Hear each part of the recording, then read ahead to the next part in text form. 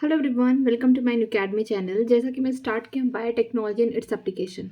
Biotechnology processes and principle हमने ख़त्म कर दिया है पूरी तरीके से। अब हम लोग नए चैप्टर पे जा रहे हैं जहाँ पे हम लोग बायोटेक्नोलॉजी के एप्लीकेशंस पढ़ेंगे। ठीक है, आगे देखते हैं क्या लिखा हुआ है। Biotechnology, as you would have learned from the previous chapter, initially deal with the industrial scale production of biopharmaceutical and the biological using the genetically modified microbes, fungi, plants and animal। ठीक है, जैसा कि हमने biotechnology में पहले वाले chapters में पढ़ा प्रिंसिपल्स एंड प्रोसेसेस में, वहाँ पे हमने देखा कि किस तरीके से हम लोग बायोटेक्नोलॉजी की हेल्प से इंडस्ट्रियल स्केल पे हम लोग प्रोडक्शन कर रहे हैं अपने प्रोटीन का, या आप बोल सकते हैं कि हमारा जो डिजायरेबल जीन है उनका। ठीक है, यहाँ पे हम लोग क्या कर सकते हैं, बायोटेक्नोलॉजी की हेल्प से हम बहुत अच्छे अच्छे ड्रग्स बना सकते हैं, वैक्सीन्स बना सकते हैं। इसके अलावा हम यहाँ पे क्या कर रहे हैं कि जो हमारे ऑर्गेनिज्म है, माइक्रोब्स हो गए, बैक्टीरिया हो गए, चाहे फंजाई चाहे प्लांट, उनके जीन में चेंज कर देंगे। तो उससे हमें क्या मिल रहा है कि हमारा अल्टीमेटली जो हमारा रिकॉम्बिनेंट डीएनए है या फिर जो हमारा जीन ऑफ डिजायरेबल है वो सब क्या हो रहा है, कंप्लीटली हमको मिल जा रहा है एज अ प्रोडक्ट में। ठीक है, तो आगे देखते हैं क्या लिखा है। The application of biotechnology included the therapeutics, diagnostic, genetically modified organism for agriculture, processed food, bioremediation, waste treatment and energy production। ठीक है, जो एप्लीकेशन है बायोटेक्नोलॉजी में, इसमें क्या होगा, थेरेपेटिक्स मतलब ड्रग्स बनेंगे, साथ में कोई बीमारी का क्या होगा, डायग्नोसिस होगा। हम लोग क्या करेंगे, क्रॉप्स को या प्लांट्स को जेनेटिकली मॉडिफाई कर देंगे, मीन्स उसके जीन में चेंज कर देंगे ताकि एग्रीकल्चर में हमें क्या हो, बेनिफिशियल हो, मीन्स की क्रॉप का प्रोडक्शन हाई हो। फिर जो भी हम प्रोसेस्ड फूड खाते हैं उनमें भी बायोटेक्नोलॉजी का यूज़ किया जाता है। इसके अलावा कुछ ऐसे माइक्रोब्स का यूज़ किया जाता है जो क्या करते हैं, पॉल्यूशन को कम करते हैं, मीन्स कि पॉल्यूशन में ट्रीटमेंट करते हैं, तो उसे बायोरिमेडिएशन कहते हैं। और जो वेस्ट वाटर है उनमें भी हम बायोटेक्नोलॉजी की हेल्प लेते हैं, और जो एनर्जी प्रोडक्शन है वहाँ पे भी बायोटेक्नोलॉजी का यूज़ किया जाता है। तो इतनी सारी जो फील्ड्स हैं यहाँ पे क्या देखा जा रहा है कि एप्लीकेशंस है बायोटेक्नोलॉजी के। Three critical research area of the biotechnology, तीन क्रिटिकल रिसर्च एरिया है बायोटेक्नोलॉजी के। चलिए देखते हैं। पहला है providing the best catalyst in the form of improved organism usually microbe और प्योर एंजाइम। पहले तो हमें कैटलिस्ट देना है। ठीक है, अगर हमें बायोटेक्नोलॉजी की हेल्प से कोई चीज़ बनाना है तो कौन कौन सी वो एरिया है। पहला ये है कि हमें बेस्ट कैटलिस्ट प्रोवाइड करना है, चाहे वो प्योर क्या हो सके, एंजाइम हो सके या फिर कोई माइक्रोब्स हो सके। नेक्स्ट है creating optimum condition through engineering for the catalyst to act. हमें ऐसा सुटेबल कंडीशन देना है जिसमें हमारा जो कैटलिस्ट है ना, उसमें हम क्या कर सके, जीन में उसके चेंजेस कर सकें। ठीक है, नेक्स्ट है downstream processing technology to purify the protein और organic compound. Downstream processing में क्या होता है कि जो हमारा प्रोडक्ट बन जाता है, ठीक है, पूरे तरीके से बायोसिंथेटिक स्टेज कंप्लीट हो जाता है, तो हम क्या करते हैं, प्रोडक्ट को प्योरीफाई करते हैं, वहाँ से सेपरेट करते हैं, निकालते फिर प्योरीफाई करते हैं। तो ये लास्ट प्रोसेस है। पहले हमें क्या करना है कि पूरी तरीके से हम लोग को जो हमारा कैटलिस्ट है या फिर हम बोल सकते हैं माइक्रोब्स एंजाइम, उसको क्या करना है, सुटेबल कंडीशन देनी है। ठीक है, उसके अलावा हमें जेनेटिक इंजीनियरिंग मीन्स कि हमें रिकॉम्बिनेंट डीएनए यहाँ पे बनाना है। इसके बाद जो सारी प्रोसेसेस थे जो हम लोग बायोटेक्नोलॉजी में पढ़े कि इस तरीके से ट्रांसफॉर्मेशन कर रहे हैं, जब होस्ट की बॉडी में हम लोग उसे ट्रांसफर कर रहे हैं, उसके बाद वो कितनी बार वो डिवाइड कर रहा है और हमारा जो खुद का रिकॉम्बिनेंट डीएनए जो है वो भी क्या कर रहा है, उसमें रिप्लिकेट कर रहा है। तो हमें क्या मिल रहा है, हमारा जो डिजायरेबल जीन है या फिर जो प्रोटीन है वो पूरी तरीके से बन गया है, बायोसिंथेटिक स्टेज कंप्लीट हो जाता है।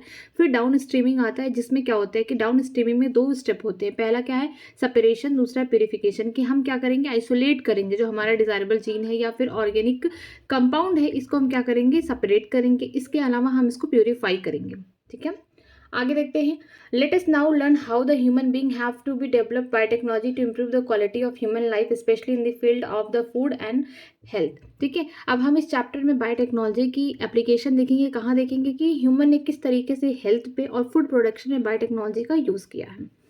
बायोटेक्नोलॉजिकल एप्लीकेशन इन एग्रीकल्चर, हम लोग बायोटेक्नोलॉजी का एप्लीकेशन देखें कहाँ, एग्रीकल्चर में। ठीक है, Let us take a look at the three options that can be thought for increasing the food production। हम यहाँ पे तीन अब प्रोसेस देखेंगे, या बोल सकते हैं थ्री हम स्टेप देखेंगे कि किस तरीके से हम फूड प्रोडक्शन को बढ़ा सकते हैं, मीन्स क्रॉप प्रोडक्शन को बढ़ा सकते हैं। पहला क्या है, एग्रो केमिकल बेस्ड एग्रीकल्चर, की मीन्स ऐसा एग्रीकल्चर किया जाए जिसमें हम फर्टिलाइजर यूज़ कर रहे हैं, पेस्टिसाइड यूज़ कर रहे हैं, मतलब कि हम यहाँ पे केमिकल्स का यूज़ कर रहे हैं। ठीक है, दूसरा है ऑर्गेनिक एग्रीकल्चर। ऑर्गेनिक एग्रीकल्चर में क्या होगा कि हम मेन्योर मतलब यहाँ पे हम केमिकल्स नहीं यूज़ करेंगे, हम लोग यहाँ पे ऑर्गेनिक तरीके से हम लोग यहाँ पे जो खाद वगैरह यूज़ करेंगे। ठीक है, बट ऑर्गेनिक एग्रीकल्चर क्या है, थोड़ा एक्सपेंसिव है। ठीक है, आगे चलते हैं। Genetically engineer crop based agriculture की अगर हम जीन में ही चेंज कर दें उस क्रॉप के, तो वहाँ से भी हमारा क्या होगा, जो फूड प्रोडक्शन है बढ़ जाएगा। तो 3 स्टेप है। पहला क्या, अगर हम केमिकल्स यूज़ कर रहे हैं फर्टिलाइजर वगैरह, उससे भी फूड प्रोडक्शन बढ़ेगा। दूसरा ऑर्गेनिक एग्रीकल्चर से। तीसरा क्या है कि हम लोग जेनेटिकली इंजीनियर कर दें किसमें, क्रॉप में, ताकि हमारा जो फूड प्रोडक्शन है वो बढ़ जाए। आगे देखते हैं अब ग्रीन रेवोल्यूशन के बारे में। The green revolution succeed in the tripling the food supply, but yet it is not enough for the feed a growing human population। जब ग्रीन रेवोल्यूशन आया, ठीक है, यहाँ पे क्या हुआ, 3 गुना जो फूड प्रोडक्शन हो रहा था 3 गुना बढ़ा, ठीक है। लेकिन इसके बाद भी ना ये जो पॉपुलेशन इतनी तेज रफ्तार से बढ़ रही थी, तब भी ये जो खाना या बोल सकते हैं फूड सबके लिए नहीं हुआ, मीन सफिशियंट नहीं था, कम पड़ गया, ठीक है। Increasing the yield have the partially due to the use of the improved crop variety, but mainly due to the use of better management practices and use of agrochemical fertilizer and pesticide। ये increase कैसी हुआ yield, यहाँ पे इन्होंने जो crops की variety है उसको बदला, साथ में बेटर मैनेजमेंट किया, ठीक है। उसके अलावा इन्होंने क्या यूज़ किया, एग्रोकेमिकल, मीन्स कि यहाँ पे फर्टिलाइजर यूज़ कर रहे हैं, पेस्टिसाइड यूज़ कर रहे हैं फूड प्रोडक्शन बढ़ाने के लिए, ठीक है। फूड प्रोडक्शन तो बढ़ेगा ही इसमें, लेकिन साथ में क्या होगा, इन्वायरमेंट पोल्यूशन भी बढ़ जाएगा, ठीक है। However, for the farmer in the developing world, agrochemical are often too expensive and further increase in the yield with existing variety and are not possible using the conventional method। ठीक है, अगर हम बात करते हैं किसी डेवलपिंग वर्ल्ड की, means हम बात करते हैं इंडिया की, तो फार्मर के लिए जो एग्रोकेमिकल है बहुत एक्सपेंसिव है, मीन्स कि केमिकल्स ये सब बहुत ज़्यादा महंगे मिलते हैं बाजार में, ठीक है। इस वजह से क्या होता है कि ये तो प्रोडक्शन यील्ड हाई कर ही रहे हैं, लेकिन हर फार्मर इसे क्या करता, खरीद नहीं सकता ना, बाई नहीं कर सकता है, तो ये क्या है, एक्सपेंसिव है थोड़े, ठीक है। और जिसकी वजह से क्या हो रहा है कि प्रोडक्शन बढ़ रहा है, ठीक है। और ऐसी वैरायटी भी एग्जिस्ट करी, यहाँ पे क्या रहा, वैरायटीज़ को चेंज किया गया है, ठीक है। मीन्स कि यहाँ पे हम बोल सकते हैं कि कोई वैरायटी दूसरी है, मान लीजिए कोई राइस है, उसकी वैरायटी दूसरी है, मीन्स वहाँ पे प्रोडक्शन ज़्यादा है, बट उसका बोल सकते हैं ना वहाँ का कंडीशन अलग है, तो क्या हुआ कि उनका ब्रीड बना दिया गया, उनकी मेटिंग करा दिया गया, और फिर ऐसा मीन्स बोल सकते हैं कि ऐसा ब्रीड बनाए जिसको हम लोग लेके आएँ और अपने एरिया में उगाएं, तो हमें क्या मिलेगा, ज़्यादा हमको राइस का प्रोडक्शन मिलेगा। तो ये हमारे लिए थोड़ा एक्सपेंसिव था, ठीक है। और ये पॉसिबल भी नहीं था किसके, कन्वेंशनल मेथड में, जो पुराने मेथड्स यूज़ किए जा रहे थे, ब्रीडिंग मेथड जो था उसके हिसाब से ये मतलब पॉसिबल भी नहीं था ज़्यादा प्रोडक्शन करना, ठीक है। आगे देखते हैं। As traditional breeding technique fail to keep up pace with demand and providing sufficiently fast and efficient system for crop improvement, and other technologies called tissue culture got developed। ठीक है, क्या हुआ कि जो ट्रेडिशनल ब्रीडिंग टेक्निक थी ना, ये fail हो गई। क्यों फेल हो गई, क्योंकि डिमांड्स नहीं हो पा रही थी कंप्लीट, क्योंकि जो पॉपुलेशन इतना बढ़ रहा था, तो हम इतना खाना या बोल सकते हैं इतना क्रॉप प्रोडक्शन नहीं कर पा रहे थे एग्रीकल्चर कि हम सबका पेट भर सके। तो अब कौन है, एक नई टेक्नोलॉजी है जिसका नाम है टिश्यू कल्चर। अब हम लोग टिश्यू कल्चर के बारे में पढ़ेंगे। What does means tissue culture, नाम से क्या लग रहा है आपके, टिश्यू कल्चर क्या है, मीन्स ऐसा लग रहा है कि यहाँ पे टिश्यू या सेल का क्या किया जा रहा है, ढेर सारा बनाया जा रहा है, कल्चर किया जा रहा है किसी बोल सकते हैं लैब में, ठीक है, किसी न्यूट्रिटिव मीडियम में किया जा रहा है। अब देखते हैं। It was learn by scientist during 1950s that whole plant could be regenerated from X plant, that is any part of the plant taken out and grown in the test tube under the sterile condition in a special nutrient medium। ठीक है, 1950s की बात है कि जब scientist को एहसास हुआ कि हम होल प्लांट कहाँ से बना सकते हैं, एक्स प्लांट, मीन्स कि एक्स प्लांट कोई पुराना प्लांट था, उसका हम एक पार्ट ले लिया, उससे हम क्या बना रहे हैं, कुछ बड़ा सा प्लांट बना रहे हैं, मीन्स कि वही पूरा प्लांट ही हम उसको जनरेट कर रहे हैं। ठीक है, कहाँ कर रहे हैं, टेस्ट ट्यूब में बना रहे हैं। ठीक है, बाहर लैब में हम लोग क्या कर रहे हैं, टेस्ट ट्यूब में यहाँ पे प्लांट को क्या कर रहे हैं, पूरा जनरेट कर रहे हैं यहाँ पे होल प्लांट बॉडी। ठीक है, कहाँ से, जो पुराना वाला प्लांट, मान लीजिए प्लांट है, ठीक है, इसका कुछ सेल ले लिया गया और इसको टेस्ट ट्यूब में रखा गया ताकि इनमें से फिर से क्या हो, इसी की तरह एक दूसरा प्लांट भी डेवलप करे। और ये जो कंडीशन है स्टेराइल है, मतलब कि हमें यहाँ पे बहुत साफ सफाई के साथ यहाँ पे ये प्रोसेस करना है। ठीक है, और स्पेशल यहाँ पे न्यूट्रिएंट मीडियम दिए जाएंगे, अभी उसके बारे में हम लोग आगे पढ़ेंगे। This capacity to generate a whole plant from any cell X plant, इसे कहते हैं टोटी पोटेंशियल। मीन्स टोटी पोटेंशियल का मतलब कि क्या है, टोटल पोटेंशियल है क्या, पूरा प्लांट बनाने की। तो ये जो कैपेसिटी है कि हम होल प्लांट बना रहे हैं, कहाँ, टेस्ट ट्यूब में बना रहे हैं, किससे बना रहे हैं कि एक्स प्लांट का, या फिर एक्स प्लांट का कोई सेल लेके हम क्या कर रहे हैं, उसको टेस्ट ट्यूब में रख के यहाँ पे उसका कल्चर करा रहे हैं और वहाँ से हम एक नया प्लांट बना दे रहे हैं, जैसे एक्स प्लांट था सेम। तो इसी को बोलते हैं टोटी पोटेंशियल। ठीक है, you will learn how to accompanise in higher classes, आप इसको हायर क्लासेस में और अच्छे से पढ़ेंगे। It is important to stress here that the nutrient medium must be provide a carbon source such as the sucrose and also the inorganic salt, vitamins, amino acid and the growth regulation like auxin, cytokinin etc. आपको कुछ चीज़ों का ध्यान देना पड़ेगा। ऐसा नहीं है कि आपने सेल निकाल लिया एक्सप्लांट के और उसको बस टेस्ट ट्यूब में ग्रो कराने लगे, नहीं, वहाँ पे आपको कुछ कंडीशंस को रखने पड़ेंगे, जैसे कि आप उसमें क्या देंगे, कार्बन सोर्स देंगे, में सुक्रोज देंगे, ठीक है। उसके अलावा इनऑर्गेनिक साल्ट हैं, वाइटामिन है, कुछ अमीनो एसिड देंगे और साथ में ग्रोथ रेगुलेटर देंगे जैसे ऑक्सिन, साइटोकाइनिन, ठीक है। आप इसको अच्छे से पढ़ेंगे प्लांट में, ठीक है। प्लांट के ये क्या है, पीजीआर है, मीन्स कि प्लांट ग्रोथ रेगुलेटर है, इसको आप 11th में पढ़ेंगे अच्छे से। वहाँ पे क्या होता है कि सारे हार्मोन्स के अपने अपने कैरेक्टरिस्टिक दिए गए हैं, ठीक है। कोई प्लांट अगर ग्रो कर रहा है मीन्स उसका रूट बढ़ रहा है, तो यहाँ पे कौन इफेक्ट करेगा, ऑक्सीजन। अगर उसका शूट सिस्टम बढ़ रहा है मीन्स ऊपर ब्रांचेस बन रहे और सारी लीव्स बन रही, तो यहाँ पे कौन सा हार्मोन काम करेगा, साइटोकाइनिन, ठीक है। ये मतलब हम बोल सकते हैं कि हम जब इसका कल्चर करा रहे हैं उस समय की बात कर रहे हैं कि अगर रूट की तरफ ग्रो हो रहा है तो ऑक्सीजन की वजह से, और शूट ग्रोथ हो रहा है इस तरीके से तो साइटोकाइनिन, इसीलिए हार्मोन दिया जाता है ताकि जो सेल है ना वो अपने आप को डिवाइड करे। उसको खाना दिया जा रहा है जैसे सुक्रोज हो गया, उसके अलावा inorganic salt, vitamin, amino acid और जो ग्रोथ रेगुलेटर हार्मोन से प्लांट के ऑक्सीजन दिया जा रहा है ताकि रूट बनना स्टार्ट हो जाए, और साइटोकाइनिन दिया जा रहा है ताकि शूट सिस्टम में बनना स्टार्ट हो जाए। By application of this method, it is possible to achieve propagation of a large number of plants in a very short time. This method of producing thousands of plants through a tissue culture is called as micropropagation. कि हम इस method से क्या करते हैं कि कम समय में ढेर सारे प्लांट्स का क्या कर रहे हैं, प्रोडक्शन कर ले रहे हैं, ठीक है। जो ये टेस्ट ट्यूब में हम लोग क्या कर रहे हैं कि जो एक्स प्लांट का कुछ सेल है या फिर मिस एक्स प्लांट के कोई टिश्यू को हम लोग क्या कर रहे हैं, यहाँ पे कल्चर कर रहे हैं ताकि हम कम समय में भी ढेर सारे उसी जैसे मीन्स अपने जो उसका एक्स प्लांट है जैसे सेम हम प्लांट्स को प्रोड्यूस कर पा रहे हैं। तो इसी को बोलते हैं टिश्यू कल्चर में, इसी प्रोसेस को बोलते हैं माइक्रो प्रोपागेशन, मीन्स कि छोटे स्तर पे हो रहा है। माइक्रो का मतलब कि ये लैब में हो रहा है, इसीलिए इसको बोला गया माइक्रो प्रोपागेशन, कि हम लैब में ढेर सारे एक्स प्लांट के जैसे ही नए प्लांट बना रहे हैं, ठीक है, वो भी कम समय में। Each of these plant will be genetically identical to the original plant from which they are grown, that they are soma clone, ठीक है।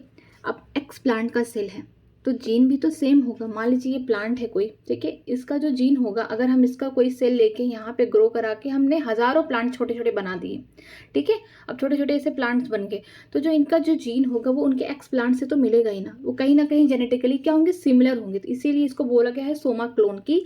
हम बोल सकते हैं कि जो नए प्लांट्स हमने बनाए हैं टिश्यू कल्चर की हेल्प से वो सिमिलर है अपने एक्स प्लांट के जैसे, तो इसी को बोलते हैं सोमा क्लोन। आगे देखते हैं, many important food plant like tomato, banana, apple etcetera have to produce on a commercial scale by using this method, ठीक है। अब कुछ एग्जांपल्स दिए हैं जैसे कि टमाटो हो गया, बनाना, एप्पल, ठीक है, ये क्या करते हैं, हम इसको माइक्रो प्रोपागेशन करके हम इसका प्रोडक्शन करते ताकि हम इसको मार्केट में बेच सकें, ठीक है। तो इससे क्या हो रहा है कि हमें कम समय में छोटे छोटे प्लांट्स बन जा रहे हैं, फिर हम उसका क्या कर रहे हैं, बाहर लैब से बाहर लेके जाके ज़मीन पे ग्रो कराएंगे और ढेर सारे उनके फ्रूट्स निकलेंगे, तो हम उसको क्या करेंगे, कॉमर्शियली मीन्स हम इसको पैसे कमाने के लिए मार्केट में बेच देंगे, ठीक है।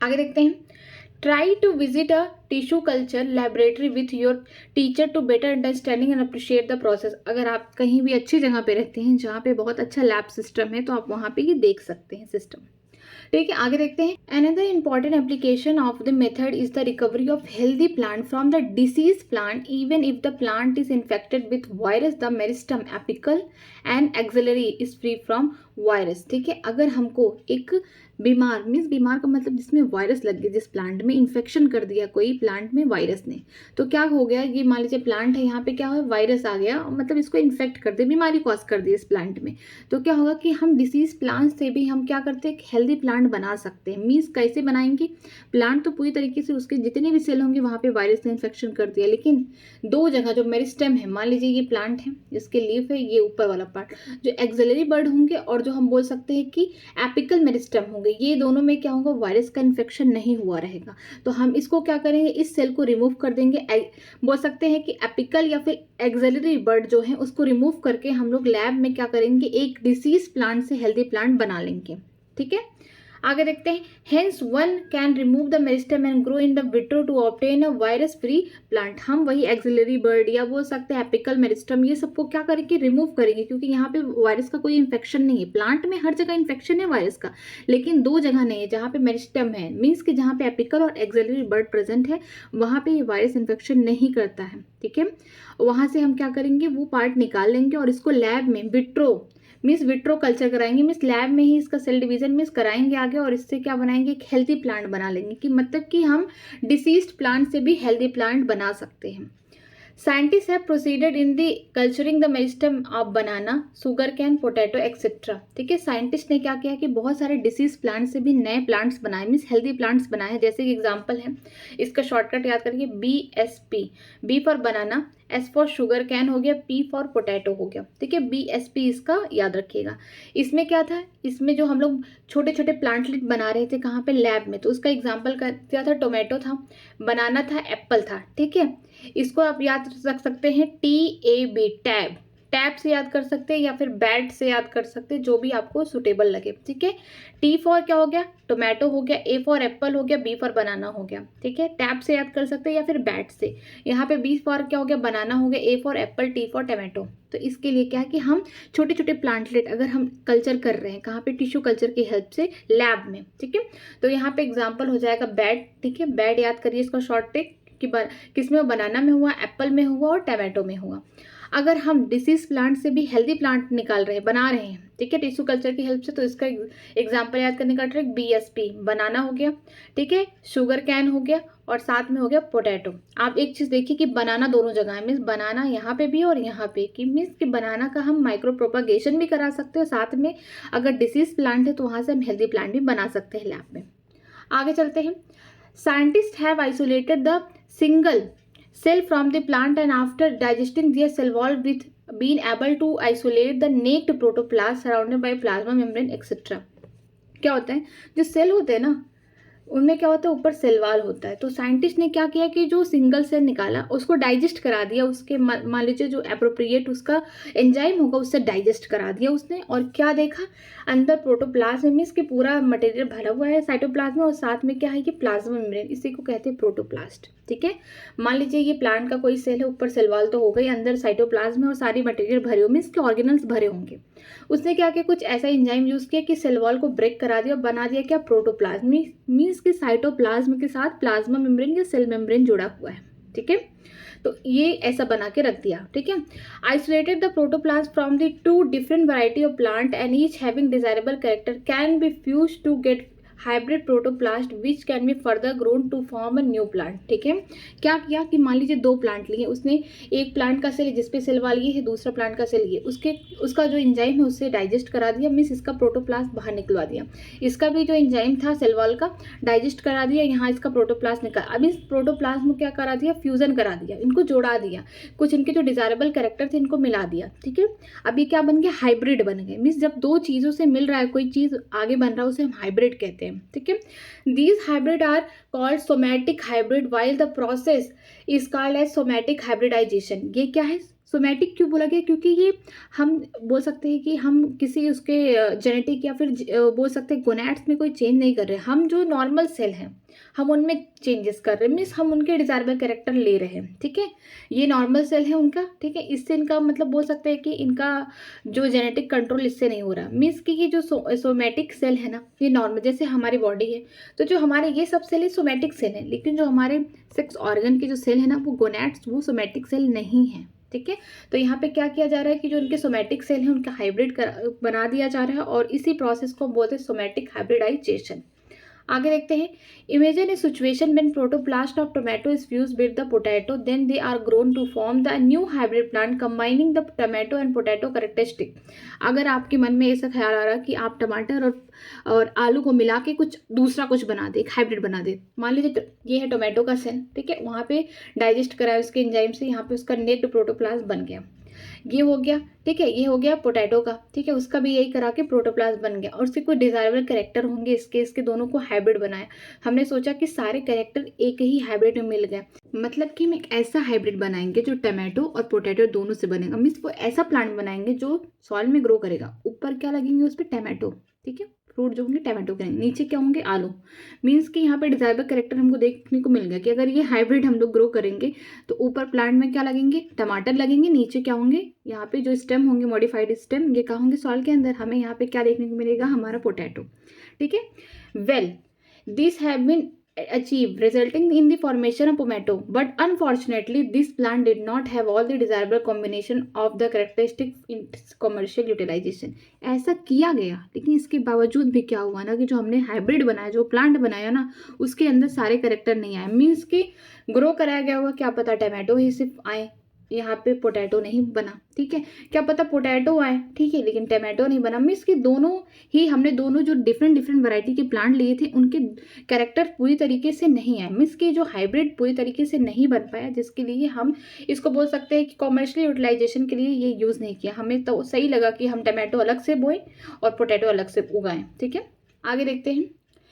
Is there any alternative paths that are our understanding genetics can show that the farmer may be obtain maximum yield from the field। क्या अगर कोई दूसरा पाथ है कि जिससे क्या हो, फार्मर ढेर सारा प्रोडक्शन कर सके। ठीक है, is there a way to minimize the use of fertilizer and chemical so that their harmful effect on environment are reduce. क्या ऐसा कोई मेथड है कि हम फर्टिलाइजर जो केमिकल्स यूज कर रहे हैं इसको यूज करना बंद कर दे, ताकि जो हमारा इन्वायरमेंट है ना, ये पॉल्यूशन यहाँ पे कम हो जाए। मीन्स हमारे इन्वायरमेंट में बहुत सारे पॉल्यूशन हो रहे हैं, ठीक है, तो कहीं ना कहीं रिड्यूस हो जाए। ऐसा कोई मेथड है क्या? Use of genetically modified crop is possible the solution. इन दोनों का आंसर यही है कि अगर हम लोग जेनेटिकली मॉडिफाइड क्रॉप यूज कर रहे हैं तो हम प्रोडक्शन भी ज़्यादा हो रहा है और हमारा इन्वायरमेंट भी पोल्यूट नहीं हो रहा है। ठीक है, आगे देखते हैं।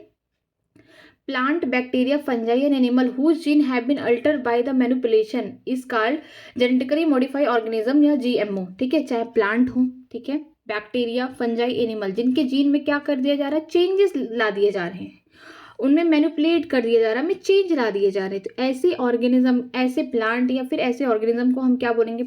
ठीक है, जीएमओ बोलेंगे। जीएमओ का मतलब जेनेटिकली मॉडिफाइड ऑर्गेनिज्म, चाहे प्लांट हो सकता है, चाहे बैक्टीरिया हो सकता है, फंजाई हो सकता है, एनिमल का सेल भी क्यों ना हो, तो हम इसको जीएमओ बोलेंगे। ठीक है, जीएम प्लांट, जीएम का मतलब क्या? जेनेटिकली मॉडिफाइड प्लांट की बात की जा रही है। जीएम का मतलब यही है कि जेनेटिकली मॉडिफाइड मीन्स कि इस प्लांट में क्या क्या इसके जीन में चेंजेस कर दिए गए हैं। ठीक है, have been practice useful in many way. ठीक है, जो जीएम प्लांट है बहुत ज़्यादा यूजफुल हुआ, अब उसके हम लोग यूजेस देखेंगे।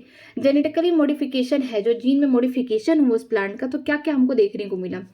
Made the crop more tolerate to abiotic stress miss cold, drought, heat, salt. ठीक है, यहाँ पे क्या हुआ कि हमने क्रॉप को इस तरीके से बना दिया कि वो जो एबायोटिक स्ट्रेस है ना उसको भी झेल सके। अगर पानी नहीं मिल रहा है उसको तब भी वो जिंदा रहे, मरे नहीं। मीन्स कि ड्रॉट का कंडीशन हो या खूब ज़्यादा ठंड पड़ रही है या सॉल्ट ज़्यादा है या फिर हीट बहुत ज़्यादा है, फिर भी उस कंडीशन में हमारा प्लांट सर्वाइव करे। ठीक है, हमारा जो क्रॉप है वो बचा रहे।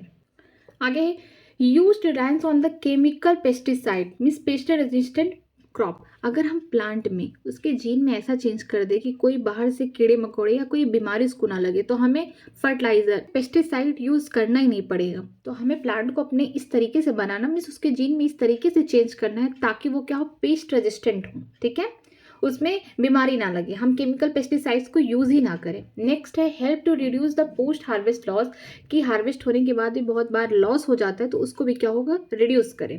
उसके अलावा increase the efficiency of the mineral uses by plant, this prevent early exhaustion of the fertility of the soil. ठीक है, हम इंक्रीज करें क्या, जो मिनरल्स हैं, प्लांट तो ग्रो करेगा सॉइल में, तो सॉइल में बहुत सारे मिनरल्स प्रेजेंट है, तो हम क्या करें, उस प्लांट को इस लायक बनाए कि जितने भी मिनरल्स हैं सॉइल में उसको क्या अपने आप ही ले ले, ताकि जो सॉइल हमारा फर्टिलिटी है ना वो भी मेंटेन रहे।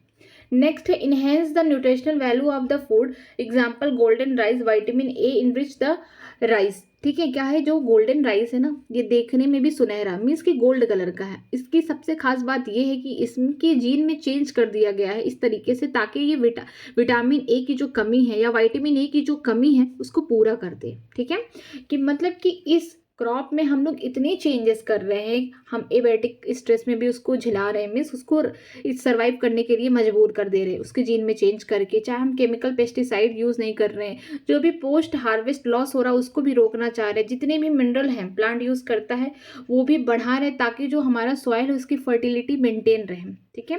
वो क्या करेंगे, उसके अंदर ही हम लोग क्या करेंगे, बहुत सारे न्यूट्रिएंट्स पहले से ही इंजेक्ट कर देंगे ताकि जो हमारा प्लांट है वो फर्टिलिटी ना खराब करे सॉइल की। उसके अलावा हम क्या कर रहे हैं, जो गोल्डन राइस है ना, उसमें भी हम उसमें चेंजेस कर रहे हैं ताकि जो विटामिन ए की डिफिशियंसी है उसको भी मेंटेन किया। मीन्स कि जो गोल्डन राइस खाते हैं उसमें विटामिन ए पाया जाता है, तो उन्हें ये विटामिन ए की डिफिशियंसी खत्म हो जाएगी। आगे देखते हैं। In addition to these uses, GM has been used to create a tailor-made plant to supply alternative source to industries in the form of starch, fuels and pharmaceutical। ठीक है। और जो यूजेस है जेनेटिकली मॉडिफिकेशन के द्वारा, जैसे कि tailor made plant ऐसे बनाए गए हैं जिनका इंडस्ट्रीज में यूज किया जा रहा है, उनसे स्टार्च लिए जा रहे हैं, उनसे फ्यूल लिए जा रहे हैं, उनसे ड्रग्स बन रहे हैं उन प्लांट से। ठीक है। Some of the application of biotechnology in agriculture that you will be studying in detail are the production of the pest resistant plant which could decrease the amount of pesticide use। ठीक है। बहुत सारे application ऐसे भी हैं biotechnology के use से कि हम प्लांट को क्या कर रहे हैं, एकदम रजिस्टेंट कर दे रहे हैं कि उसमें जो पेस्ट लग रहे थे, जो बीमारी लग रहे थे, उससे रजिस्टेंट है, ताकि जो प्रोडक्शन पहले कम हो जा रहा था पेस्ट के लगने से, अब ऐसा नहीं होगा। ठीक है। BT toxin is produced by the bacterium called Bacillothérogenesis for a short BT। ठीक है। जो BT टॉक्सिन है एक जहर है, कहाँ से निकल के आ रहा है, एक बैक्टीरिया जिसका नाम है Bacillothérogenesis। ठीक है। इससे ये जहर निकल के आ रहा है, इसको बोलते हैं BT टॉक्सिन। ये टॉक्सिन ना बैक्टीरिया के लिए नहीं है, लेकिन जिस प्लांट में हम इसको क्या करेंगे, डालेंगे, जो पेस्ट वगैरह लगेंगे उनके लिए है ये। ठीक है। आगे देखते हैं। BT toxin gene has been cloned from the bacteria and been expressed in plant to provide the resistance to insect without the need of insecticide and in effect created a biopesticide। ठीक है। जो BT toxin gene है इसको bacteria से निकाल दिया जाता है, फिर इसका कल्चर कर लिया जाता है, फिर इसको हम क्या करते हैं कि प्लांट के बॉडी में इंजेक्ट करते हैं ताकि जो प्लांट की बॉडी है ना, ये इंसेक्ट के अगेन रेजिस्टेंट बना दे। मीन्स कि कोई इंसेक्ट या कोई पेस्ट यहाँ पे अगर बीमारी कॉज कर रहा है ना, तो मर जाए। मीन्स इस प्लांट को हम लोग जेनेटिकली मॉडिफाई कर दिए हैं, किससे, बीटी टॉक्सिन से। कि जब कोई प्लांट है, यहाँ पे मान लीजिए यहाँ पे इंसेक्ट आया, कीड़े लगने स्टार्ट हुए, तो इसमें ऐसे जीन प्रेजेंट है ना कि जिसको ये खाते ही इसकी डेथ हो जाएगी। तो ये हमारा प्लांट क्या हो गया, रेजिस्टेंट हो गया। हमें बाहर से कोई इंसेक्टिसाइड यूज नहीं करना पड़ रहा, केमिकल यूज नहीं करना पड़ रहा। ठीक है। तो ये क्या है, बायोपेस्टिसाइड है। मीन्स कि हम लोग क्या कर रहे हैं कि बायोलॉजिकली किसी पेस्ट को मार रहे हैं। ठीक। एग्जाम्पल आर बीटी कॉटन हो गया, BT corn, rice, tomato, potato, soybean etcetera. Means की जो बीटी लिखा गया है इसको क्या कर दिया गया है कि जो बैसिलस थीरोजेनेसिस का जो टॉक्सिन है, जहर है ना, इनके जीन में, या बोल सकते हैं इन प्लांट को मॉडिफाई कर दिया गया इससे, ताकि जब भी इन पे कोई पेस्ट या कोई इंसेक्ट आके बैठ रहा है, इनको खाना स्टार्ट कर रहा है, तो उसकी डेथ हो जाएगी। ठीक। आगे देखते हैं बीटी कॉटन के बारे में कि बीटी कॉटन क्या है। BT cotton, some strain of Bacillus produce protein that kill certain insect। ठीक है। जो Bacillus इसके कुछ स्ट्रेन है। ठीक है। ये बैक्टीरिया है, इसके कुछ स्ट्रेन क्या कर रहे हैं, ऐसे प्रोटीन सिक्रेट कर रहे हैं जो क्या है, जहर जैसा है। किन के लिए, किन इंसेक्ट के, जैसे कि एग्जाम्पल है लेपेडोपेट्रॉन। इसके अंदर कौन आएंगे, टोबैको बर्डवार्म एंड आर्मी वार्म। इनके लिए क्या है, जहर है। ठीक है। इसके द्वारा जो भी टॉक्सिन जीन आ रही है, इनके लिए जहर, इनको मार देगा। इसके अलावा कोलियोपेट्रॉन जैसे बिटल्स होंगे, छोटे छोटे कीड़े आएंगे, और डाईपेट्रॉन में फ्लाई और मॉस्किटो आएंगे। मतलब कि जो बैसिलस थीरोजेनेसिस, इनके कुछ जो ऐसे स्ट्रेन होते हैं जो टॉक्सिन रिलीज करते हैं या फिर ऐसे प्रोटीन रिलीज करते हैं जिसकी वजह से कुछ इंसेक्ट्स की क्या हो जाती है, डेथ हो जाती है। जैसे लेपेडोपेट्रॉन में टोबैको बर्डवार्म हो गया, आर्मी वार्म हो गया, कोलियोपेट्रॉन में बिटल्स हो गए। ठीक है। और डाईपेट्रॉन में आ गए फ्लाइज एंड मॉस्किटो। आगे देखते हैं। Bacillus thuringiensis form a protein crystal during the particular phase of their growth. ठीक है। जब इसका ग्रोथ होता है, ये क्या है, एक बैक्टीरिया है, जब ग्रोथ होता है ना, तो इनमें क्या पाए जाते हैं, एक प्रोटीन क्रिस्टल पाया जाता है। ठीक है। प्रोटीन क्रिस्टल का मतलब कि ऐसा प्रोटीन जो क्रिस्टल के फॉर्म में है। ठीक है। उसके ग्रोथ के टाइम, जब धीरे धीरे वो ग्रो करता है, उसके ग्रोथ के time these crystal contain a toxin insecticidal protein. ये जो क्रिस्टल है, ये जो प्रोटीन क्रिस्टल कहाँ पाया जा रहा है, बैसिलस थीरोजेनेसिस के पास। ठीक है। यहाँ पे क्या क्रिस्टल के फॉर्म में, लेकिन उनमें कुछ ऐसे जीन है ना जो इंसेक्ट को मारने वाले हैं, मीन्स इंसेक्ट की डेथ करा देंगे। Why does this toxin do not kill the bacillus. क्यों ये जो जहर है या फिर बोल सकते हैं टॉक्सिन प्रोटीन क्रिस्टल है, क्यों बैक्टीरिया को नहीं मारता है। Actually, the BT toxin protein exists in inactive protoxin, but once the insect inject the inactive toxin, it converted into active form of the toxin due to alkaline pH of the gut, which solubilize the crystal। क्यों, अगर ये bacteria में पाया जा रहा है ये जहरीला टॉक्सिन, तो क्यों बैक्टीरिया नहीं मर रहा है, क्यों कोई इंसेक्ट मर रहा है, ऐसा क्यों।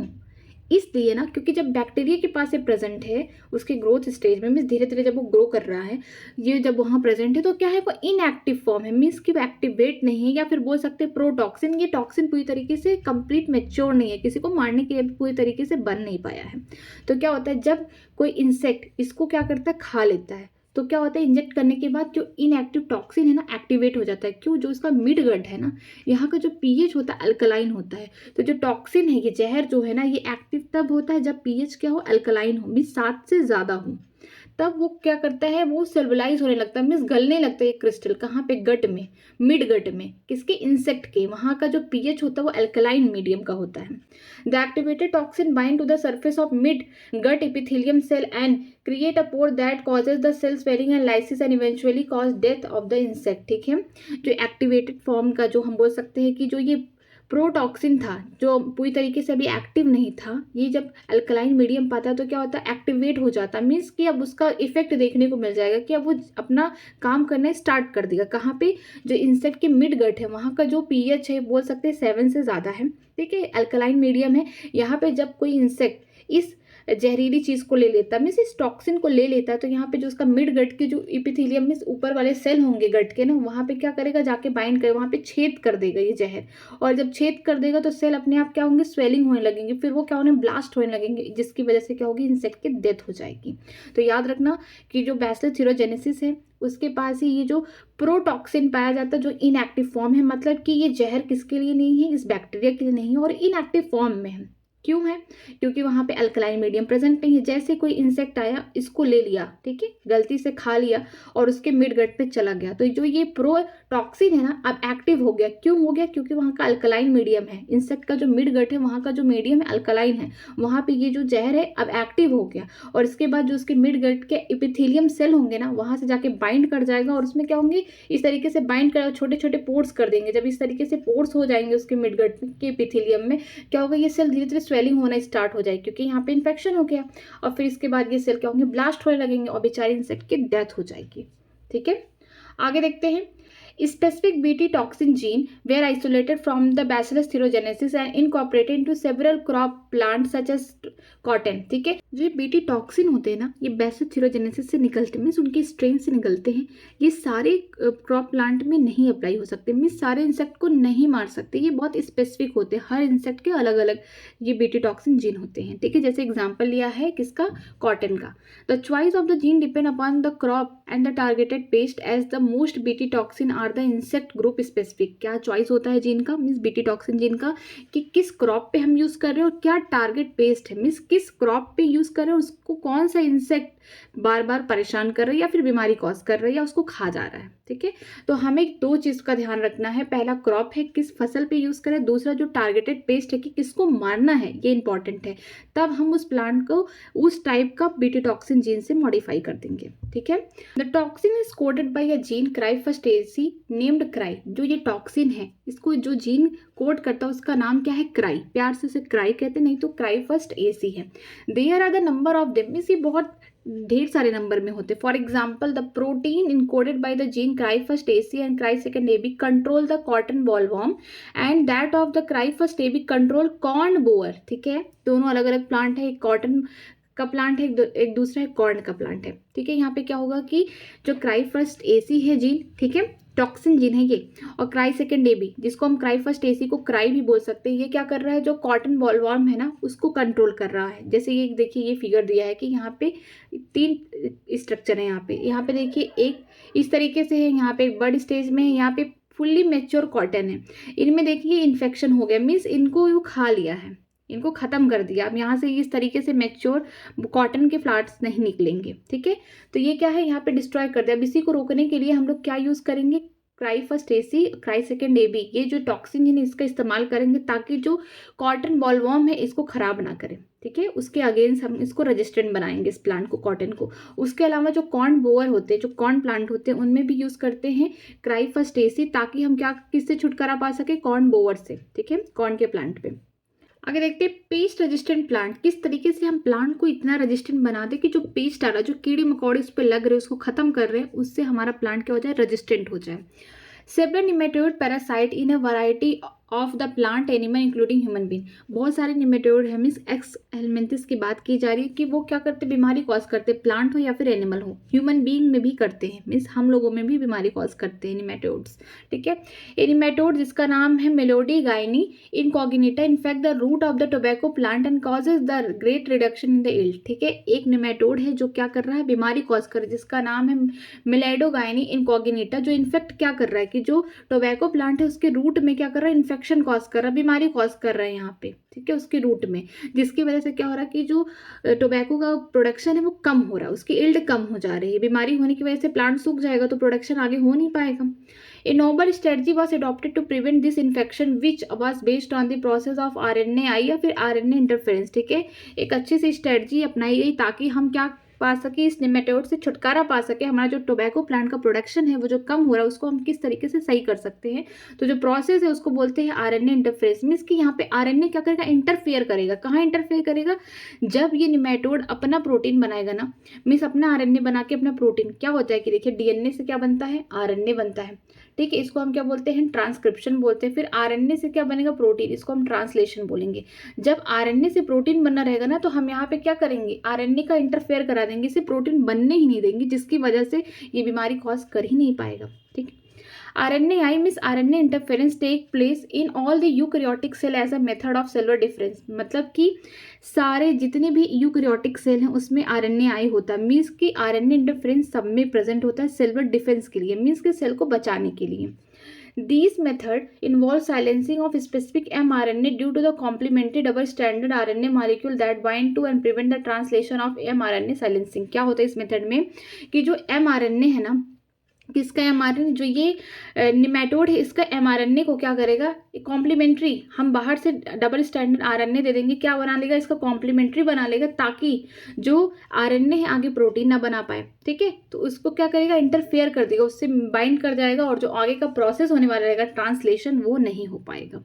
ठीक है, the sources of this complementary RNA could be the infection by the viruses having RNA genome or the mobile genetic element जिसे हम ट्रांसपोर्ट कहते हैं, that replicate via an RNA intermediate। ठीक है, जो हम बाहर से डबल स्ट्रैंड RNA इंजेक्ट कराएंगे प्लांट के अंदर ताकि वो क्या करे, हमको प्रोडक्शन करे। मीन्स कि जो प्लांट है ना उससे किससे बचाए, निमेटोड से बचाए। ठीक है, तो हम क्या करेंगे, हम कहाँ से लेके आएंगे डबल स्टैंडर्ड RNA। हमारा जो सोर्स होगा कि ऐसे वायरस जिनका जेनेटिक मटेरियल RNA हो, या फिर हम मोबाइल एलिमेंट्स को ला सकते हैं, जेनेटिक मोबाइल एलिमेंट्स हैं जिनको बोलते हैं ट्रांसपोर्ट। ठीक है, जो रेप्लिकेट करते हैं किसके थ्रू, RNA इंटरमीडिएट के थ्रू। ठीक है, using Agrobacterium vector nematode specific gene were introduce into the host plant. हम लोग ऐसे इजीली थोड़ी ना किसी भी प्लांट में इंजेक्ट कर देंगे, हम लोग बायोटेक्नोलॉजी की हेल्प से कर रहे हैं, तो हमें वेक्टर की भी जरूरत पड़ेगी। तो हम वेक्टर कहाँ से लेंगे, एग्रोबैक्टीरियम। ठीक है, हमने पढ़ा भी था एग्रोबैक्टीरियम डिफिशियन, ये क्या करता है, हम इससे इसका यूज करके हम इसको डिसार्म कर देते हैं और इससे क्या करते हैं, अपना काम करवाते हैं।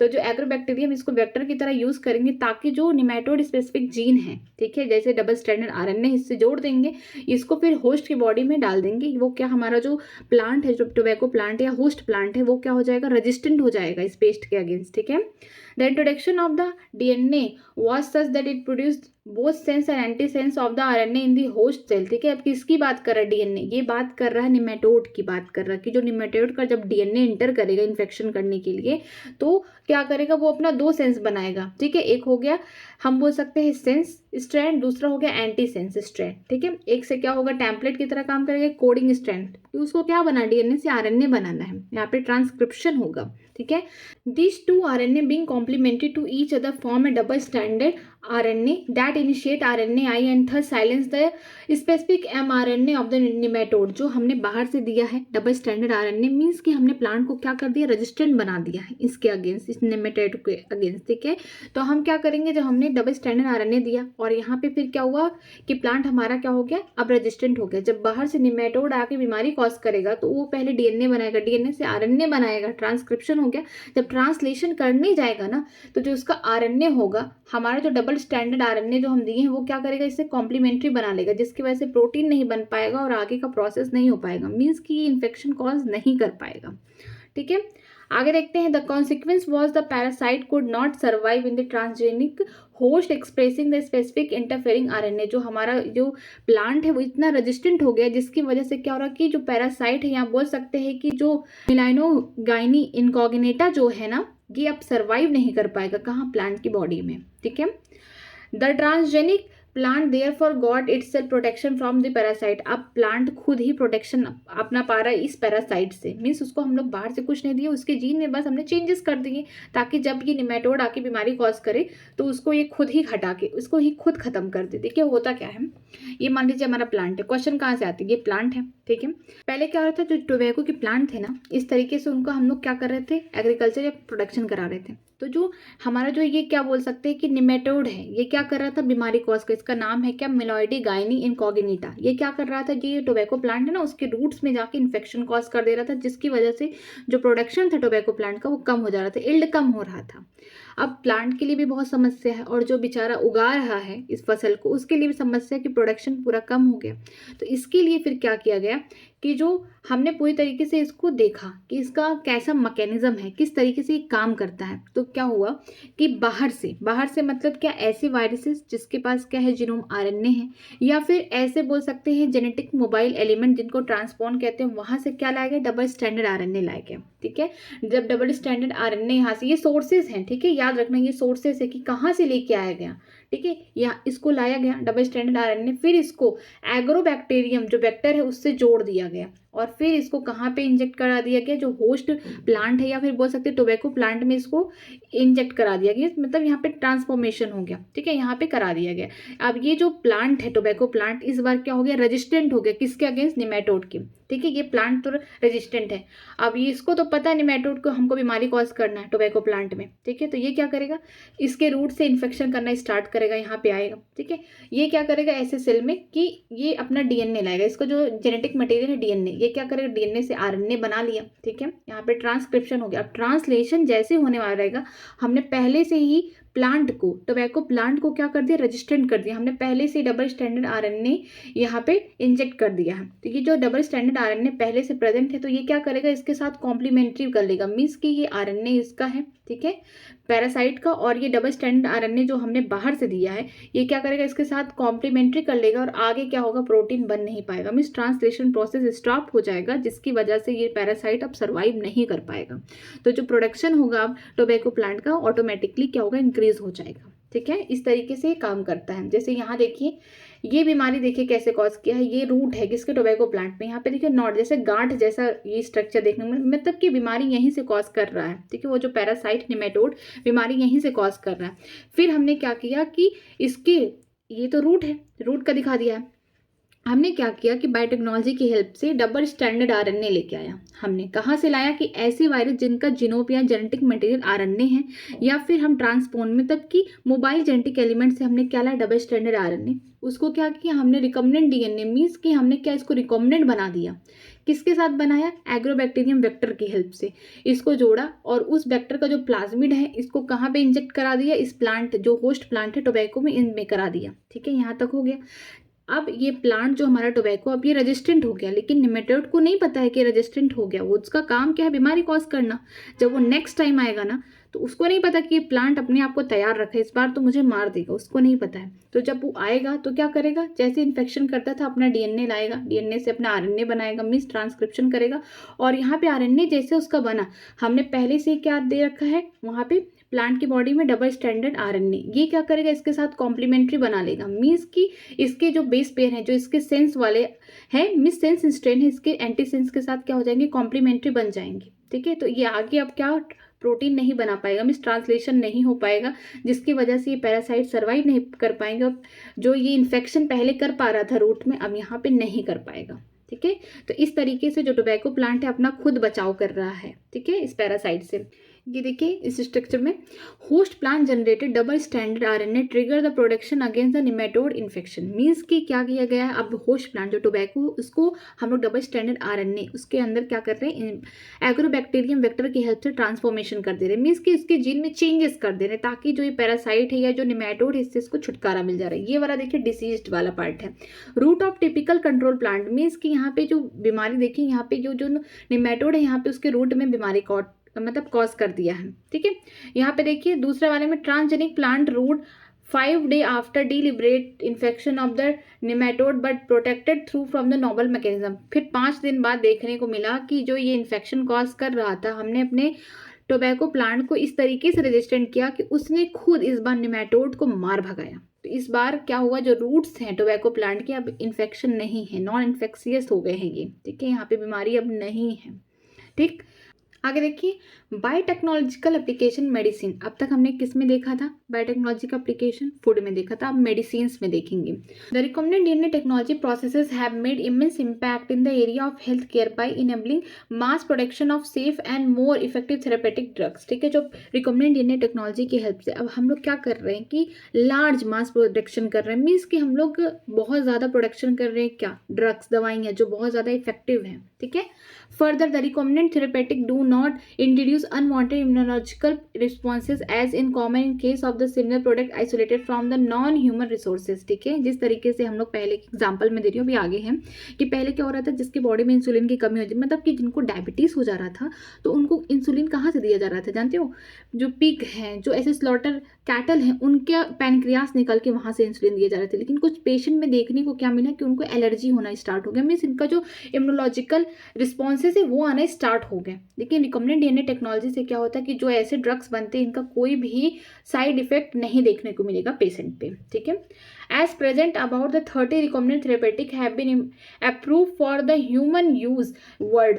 इन India 12 of these are presently being market. ठीक है, अगर हम बात करते हैं जो रिकमेंडेड डीएनए टेक्नोलॉजी है मेडिसिन के क्षेत्र में, यहाँ पे 30 है पूरे संसार में, वर्ल्ड में 30 है जो ह्यूमन यूज़ के लिए अप्रूवल है। उसके अलावा इंडिया की बात की जाए तो यहाँ पे 12 हैं जो कि क्या किए जा रहे हैं, प्रेजेंटली अभी मार्केटिंग इनसे की जा रही है। आगे देखते हैं जेनेटिकली इंजीनियर इंसुलिन, किस तरीके से हम लोग इंसुलिन को बना रहे हैं, यहाँ पे जेनेटिकल इंजीनियरिंग कर रहे हैं।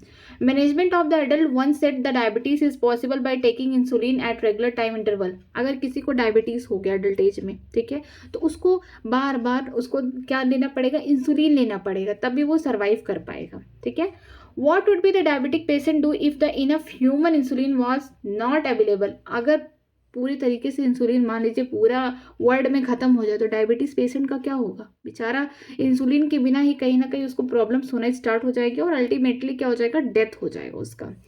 If you are discuss this, you would soon realize that one would have to isolate and use insulin from the other animal। ठीक है, अगर आप आगे पढ़ेंगे तो आपको ये देखने को मिलेगा कि जो इंसुलिन की कमी है ना, अब वो दूसरे एनिमल से आइसोलेट किए जा रहे हैं। ठीक है, would the insulin isolated from the other animal be just as effective as that secreted by human body itself, and would it not elicit an immune response in the human body. जो हम insulin ले रहे हैं अगर हम दूसरे animal से ले रहे हैं तो क्या ये ह्यूमन का जो इंसुलिन था उसकी तरह काम करेगा, क्या कोई यहाँ पे साइड इफेक्ट देखने को नहीं मिलेंगे। हाँ, क्यों नहीं देखने को मिलेंगे, अब इसके बारे में देखते हैं, और क्यों मिलेंगे ये भी देखेंगे। ठीक है, now the imagine if the bacteria were available that could make the human insulin. अगर आप एक बार सोचिए कि अगर बैक्टीरिया कोई हो और जो ह्यूमन की इंसुलिन बनाता हो तो कितना अच्छा होगा।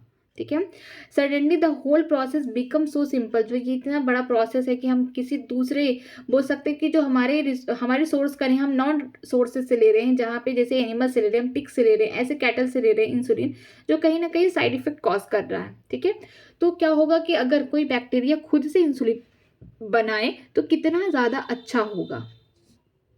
You can easily grow a large quantity of the bacteria and make much insulin as you need। अगर आपको बैक्टीरिया से इंसुलिन बनाना है तो आप कितना सारा बनवा सकते हैं, क्योंकि बैक्टीरिया तो हर 20 मिनट पे या फिर हर थोड़े टाइम पे अपने आप को डिवाइड करती रहती है, तो हमारा जो इंसुलिन का प्रोडक्शन होगा बहुत ज़्यादा हो जाएगा। Think about whether the insulin can be orally administered to the diabetic patient और नॉट। क्या आप सोचते होंगे कि इंसुलिन कोई टैबलेट है जो इंसान खाता है? नहीं। क्यों नहीं? क्योंकि इंसुलिन क्या है, एक प्रोटीन हार्मोन है। ठीक है, जो क्या करता है कि अगर हम लोग इंसुलिन को ले, ठीक है, अगर हम इंसुलिन को खा रहे हैं तो हमारे पेट में क्या होता है, प्रोटीन डाइजेस्टिव एंजाइम प्रेजेंट होते हैं कि जो हमने खाया है वो नहीं जा पाएगा हमारे बॉडी में, लेकिन वो पेट में ही डाइजेस्ट हो जाएगा। तो जो हम बोल सकते हैं जो डायबिटीज़ पेशेंट है ना, वो कोई भी इंसुलिन की दवा लेते हैं तो वो मुँह से नहीं खाते हैं, उनको इंजेक्शन देना पड़ता है, डायरेक्ट उनकी बॉडी में इंजेक्ट करना पड़ता है। ठीक है, insulin used for the diabetes was earlier extract from the pancreas of slaughter cattle and pig. ठीक है, जब इंसुलिन कहाँ से निकाला जा रहा था डायबिटीज पेशेंट के लिए, इसको स्टार्टिंग में जब नहीं पता था तो कहाँ से निकाल रहे थे, पैनक्रियाज किसके, जो स्लॉटर में जो बधे गाय भैंस हैं इनसे निकाला जा रहा था, जो पिग थे उनके पैनक्रियाज से इंसुलिन निकाला जा रहा था। Insulin from the animal sources though caused some patient to develop allergy or the other type of reaction to the foreign protein। ठीक है, जो इंसुलिन था ना, ये जो निकाला जा रहा था, चाहे वो कैटल हो चाहे पिग हो उनसे, तो क्या हो रहा था, कुछ पेशेंट में देखने को मिला कि कुछ टाइम बाद एलर्जी होना स्टार्ट हो गया कुछ, क्योंकि बॉडी कहीं ना कहीं उसको पता चल जाता है कि जो चीज़ ये इंसान ले रहा है, जो हमारी बॉडी में आया है, ये हमारे बॉडी का नहीं है, कहीं ना कहीं उसको लगता है कि फॉरेन एजेंट है, उसके अगेन क्या बनाना स्टार्ट करता है, एंटीबॉडी बनाना स्टार्ट कर देता है, तो हमें रिएक्शन दिखना स्टार्ट हो जाते हैं हमारी बॉडी में। Insulin consist of 2 short polypeptide chain A and chain B that are link together by disulphide bond. अब हम लोग इसको कहाँ बना रहे, लैब में बना रहे। देखिए इंसुलिन, ठीक है, तो जो इंसुलिन होते हैं ना, 2 शॉर्ट छोटे छोटे क्या होते हैं, पॉलीपेप्टाइड चेन का मतलब कि ये प्रोटीन का चेन होता है। ठीक है, एक हो गया चेन ए और दूसरा चेन बी हो गया, ये दोनों जुड़े होते हैं कैसे, डाइसल्फाइड बॉन्ड से जुड़े होते हैं, इनके बीच में सल्फर के बॉन्ड होते हैं। ठीक है, आगे देखते हैं, in mammal including human insulin is synthesis as a prohormone. ठीक है, यहाँ पे क्या हो रहा है कि जो मैमल्स हैं, जैसे कि हम लोग की बात करते हैं ह्यूमन में, कि इंसुलिन पूरी तरीके से मेच्योर नहीं होता, पहले प्रो हार्मोन बनता। प्रो हार्मोन का मतलब कि इसमें कुछ इमेच्योर पार्ट भी रह जाता है इंसुलिन का। ठीक है, जैसे like a pro enzyme the pro hormone also needed to process before it become a fully mature and functional hormone which contain an extra stretch called the C peptide. जो pro hormone है, means हमारा ये जो insulin है अभी पूरी तरीके से मेच्योर नहीं हुआ है, या बोल सकते हैं प्रो एंजाइम है, जिसको हमको क्या करना, पूरी तरीके से जब मेच्योर करना है या फंक्शनल बनाना है इस हार्मोन को, तो जो इसमें सी पेप्टाइड चेन होगा वो एक्स्ट्रा है, उसको रिमूव करना पड़ेगा तभी बनेगा। जैसे ये वाले स्ट्रक्चर देखिए, ये ए है, ये बी है, ठीक है, और ये सी है, ये क्या है, अभी इमेच्योर फॉर्म है, हम बोल सकते हैं प्रो हार्मोन है। क्यों है, क्योंकि इसमें सी वाला भी स्टैंड पाया जा रहा है, चेन यहाँ पे सी वाला भी पाया जा रहा है, तो ए और बी जो इस तरीके से है, तो ये बोल सकते हैं प्रो हार्मोन है। जैसे ही ये सी रिमूव हो गया, ठीक है, तो ये क्या होंगे, ए और बी हो गए। यहाँ पे देखिए ए और बी में पहले से ही क्या है, डाइसल्फाइड लिंकेज प्रेजेंट है, बट सी से कोई कनेक्शन नहीं है, ना ए का ना बी का। तो क्या होगा, जब ये हार्मोन या बोल सकते हैं इंसुलिन पूरी तरीके से मेच्योर होते हैं, तो क्या होता है कि सी वाला पार्ट अपने आप फ्री, मतलब फ्रीली रिमूव हो जाता है ये, और ए और बी के बीच में क्या होगा, डाइसल्फाइड लिंकेज बने रहेंगे। तो ऐसे ही हमारे बॉडी में ये बनता है, ये हमारे बॉडी की कहानी किस तरीके से ये बनता है, कैसे बनेगा, पहले प्रो हार्मोन होंगे, मीन्स कि अभी ये पूरी तरीके से मेच्योर नहीं हुए, ये काम नहीं करेगा। यहाँ पे ए वाला चेन है, बी वाला है, ये सी वाला स्ट्रेच है, ए और बी के बीच में पहले से डाइसल्फाइड लिंकेज प्रेजेंट है, सी से कोई मतलब नहीं है। ठीक, जब पूरी तरीके से मेच्योर हो गया, तो जो सी वाला है ना, सी वाला जो पेप्टाइड हो फ्री हो गया, और ए और बी के पास पहले से ही डाइसल्फाइड लिंकेज है, तो इस तरीके से, तो मीन्स ये वाला इंसुलिन हो जाएगा हमारा, मीन्स मेच्योर इंसुलिन। आगे देखते हैं, आगे दिया है, this C peptide is not present in the mature insulin is remove during the maturation into insulin. जो ये सी पेप्टाइड है, ये मैच्योरेशन या बोल सकते हैं मेच्योर इंसुलिन में नहीं प्रेजेंट होते, उससे पहले ही रिमूव हो जाते हैं। आगे देखते हैं, the main challenge for the production of insulin using the recombinant DNA technique was getting insulin assemble into the mature form. ठीक है, यहाँ पे अब क्या हो रहा है कि यहाँ पे हम लोग इंसुलिन को लैब में बनाने जा रहे हैं, तो एक बहुत बड़ा चैलेंजिंग था, क्योंकि यहाँ पे सी वाला स्ट्रेच भी प्रेजेंट था, ये सी पेप्टाइड भी प्रेजेंट था, तो अब ये था कि हम लोग ऐसा बनाए कि सी प्रेजेंट ही ना हो। लैब में बना रहे तो हम बहुत सिंपल ही बनाना कोशिश करेंगे, हम ऐसा नहीं है कि पहले प्रो बनाए, प्रो हार्मोन, फिर इसके बाद मेच्योर करें, ऐसा तो नहीं करेंगे ना। तो लैब में क्या किया गया कि रिकम्बिनेंट डीएनए टेक्नोलॉजी की हेल्प से इंसुलिन को बनाया गया, वो भी मेच्योर फॉर्म वाले को बनाया गया, मीन्स प्रो वाले को नहीं बनाएंगे, सीधे मेच्योर वाले को ही बनाया गया। ठीक है, in 1983 Eli Lilly an American company prepared 2 DNA sequence corresponding to A और B chain of the human insulin and introduce them in the plasmid of E coli to produce insulin chain. ठीक है, 1983 में 1983 में क्या हुआ, इली lily company कहाँ की, अमेरिका की, एक अमेरिका की कंपनी जिसका नाम था इली लिली अमेरिकन कंपनी, उसने क्या किया, 2 DNA के सीक्वेंस ले लिए, जैसे कि सेम ए वाला और बी वाला। ठीक है, इसने इस तरीके से ले लिया, सी वाले को नहीं लिया, सीधे उसको क्या बनाना, मेच्योर फॉर्म बनाना इंसुलिन का, उसने लिया। ठीक है, और इसको कहाँ पे इंजेक्ट कर दिया, किसके, ई कोलाई के प्लाज्मिड में। ठीक है, जो ई कोलाई का प्लाज्मिड है उसको क्या किया, इसमें एक एक को ए चेन यहाँ पे जोड़ दिया, मान लीजिए एक प्लाज्मिड है ये, ठीक है, एक ई कोलाई का सेल है, दूसरा जो प्लाज्मिड होगा दूसरा ई कोलाई का, इसमें क्या किया, बी वाला जोड़ दिया, मीन्स कि अब अलग अलग प्रोडक्शन कर रहे हैं, मीन्स ए चेन दूसरे बैक्टीरिया में कर रहे हैं, मीन्स सेम बैक्टीरिया में कर रहे हैं, लेकिन ए एक दूसरे बैक्टीरिया में, दूसरा वाला बी दूसरे में है, ठीक है, ई कोलाई ही है। The chain A and B we produce separately, यहाँ पे चेन ए और बी को हम लोग सेपरेटली प्रोड्यूस कर रहे हैं, extracted and combined by creating a disulphide bond to form insulin. मतलब कि क्या किया जा रहा है कि यहाँ पे प्रो हार्मोन नहीं बन रहा, मीन्स कि ऐसा इंसुलिन नहीं बन रहा जिसमें सी वाला पार्ट प्रेजेंट हो। हम लोग सीधे क्या कर रहे हैं कि ए वाला जो सीक्वेंस है बी वाला सीक्वेंस ले लिए, ठीक है, इसको क्या कर रहे हैं, जो ई कोलाई है, ई कोलाई का जो प्लाज्मिड है उसको क्या कर रहे हैं, किससे जोड़ रहे हैं, मान लीजिए ए वाले पेप्टाइड से जोड़ रहे हैं, ठीक है, इसमें इसको इंजेक्ट कर दिए, जब ई कोलाई आगे डिवाइड करेगी तो हमारा ए वाला चेन बनता रहेगा। दूसरा हमने ई कोलाई ली, ठीक है, सेल लिए, उसमें हमने क्या किया, बी वाला चेन को जोड़ दिया, और जब ये वाला जो ई कोलाई अपने आप को डिवाइड करेगा तो हमारा बी चेन बनता रहेगा, मीन्स कि ए चेन अलग बनेगा, बी चेन अलग बनेगा। फिर हम इसको क्या करेंगे, बाहर निकाल लेंगे और अलग से हम लोग बाहर से डाइसल्फाइड बॉन्ड से इसको जोड़ देंगे। इस तरीके से फिर स्ट्रक्चर बन जाएगा और ये क्या होगा, ह्यूमन इंसुलिन बन जाएगा, मीन्स कि मैच्योर फॉर्म वाला बन जाएगा, ठीक है। यहाँ पे देखिए पूरी तरीके से स्ट्रक्चर दिया, हमारे बॉडी में इस तरीके से बनता है, लेकिन लैब में 1983 इली लिली कंपनी ने किस तरीके से बनाया कि ए वाला जो पेप्टाइड है इसको एक दूसरे ई कोलाई के प्लाज्मिड से जोड़ा, ताकि वहाँ पे जो प्रोडक्शन हो रहा है सिर्फ ए चेन का हो रहा है।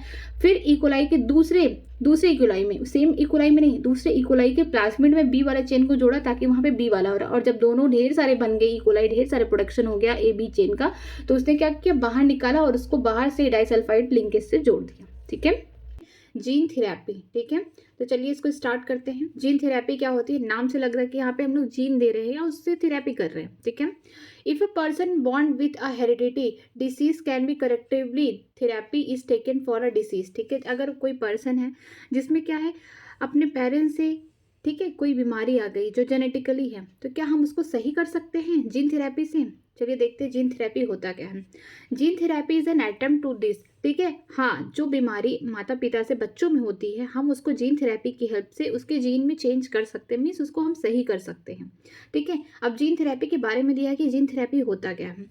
Gene therapy is the collection of method that allow the correction of a gene defect that has been diagnosed in the child or embryo, ठीक है। जीन थेरेपी में एक ही, हम बोल सकते हैं कि एक मेथड नहीं, इसमें बहुत सारे मेथड्स होते हैं, कलेक्शन ऑफ मेथड है, जिसमें हम क्या करते हैं कि जो डिफेक्टेड जीन है बच्चे में या फिर एम्ब्रियो में उसको हम सही करते हैं, ठीक है।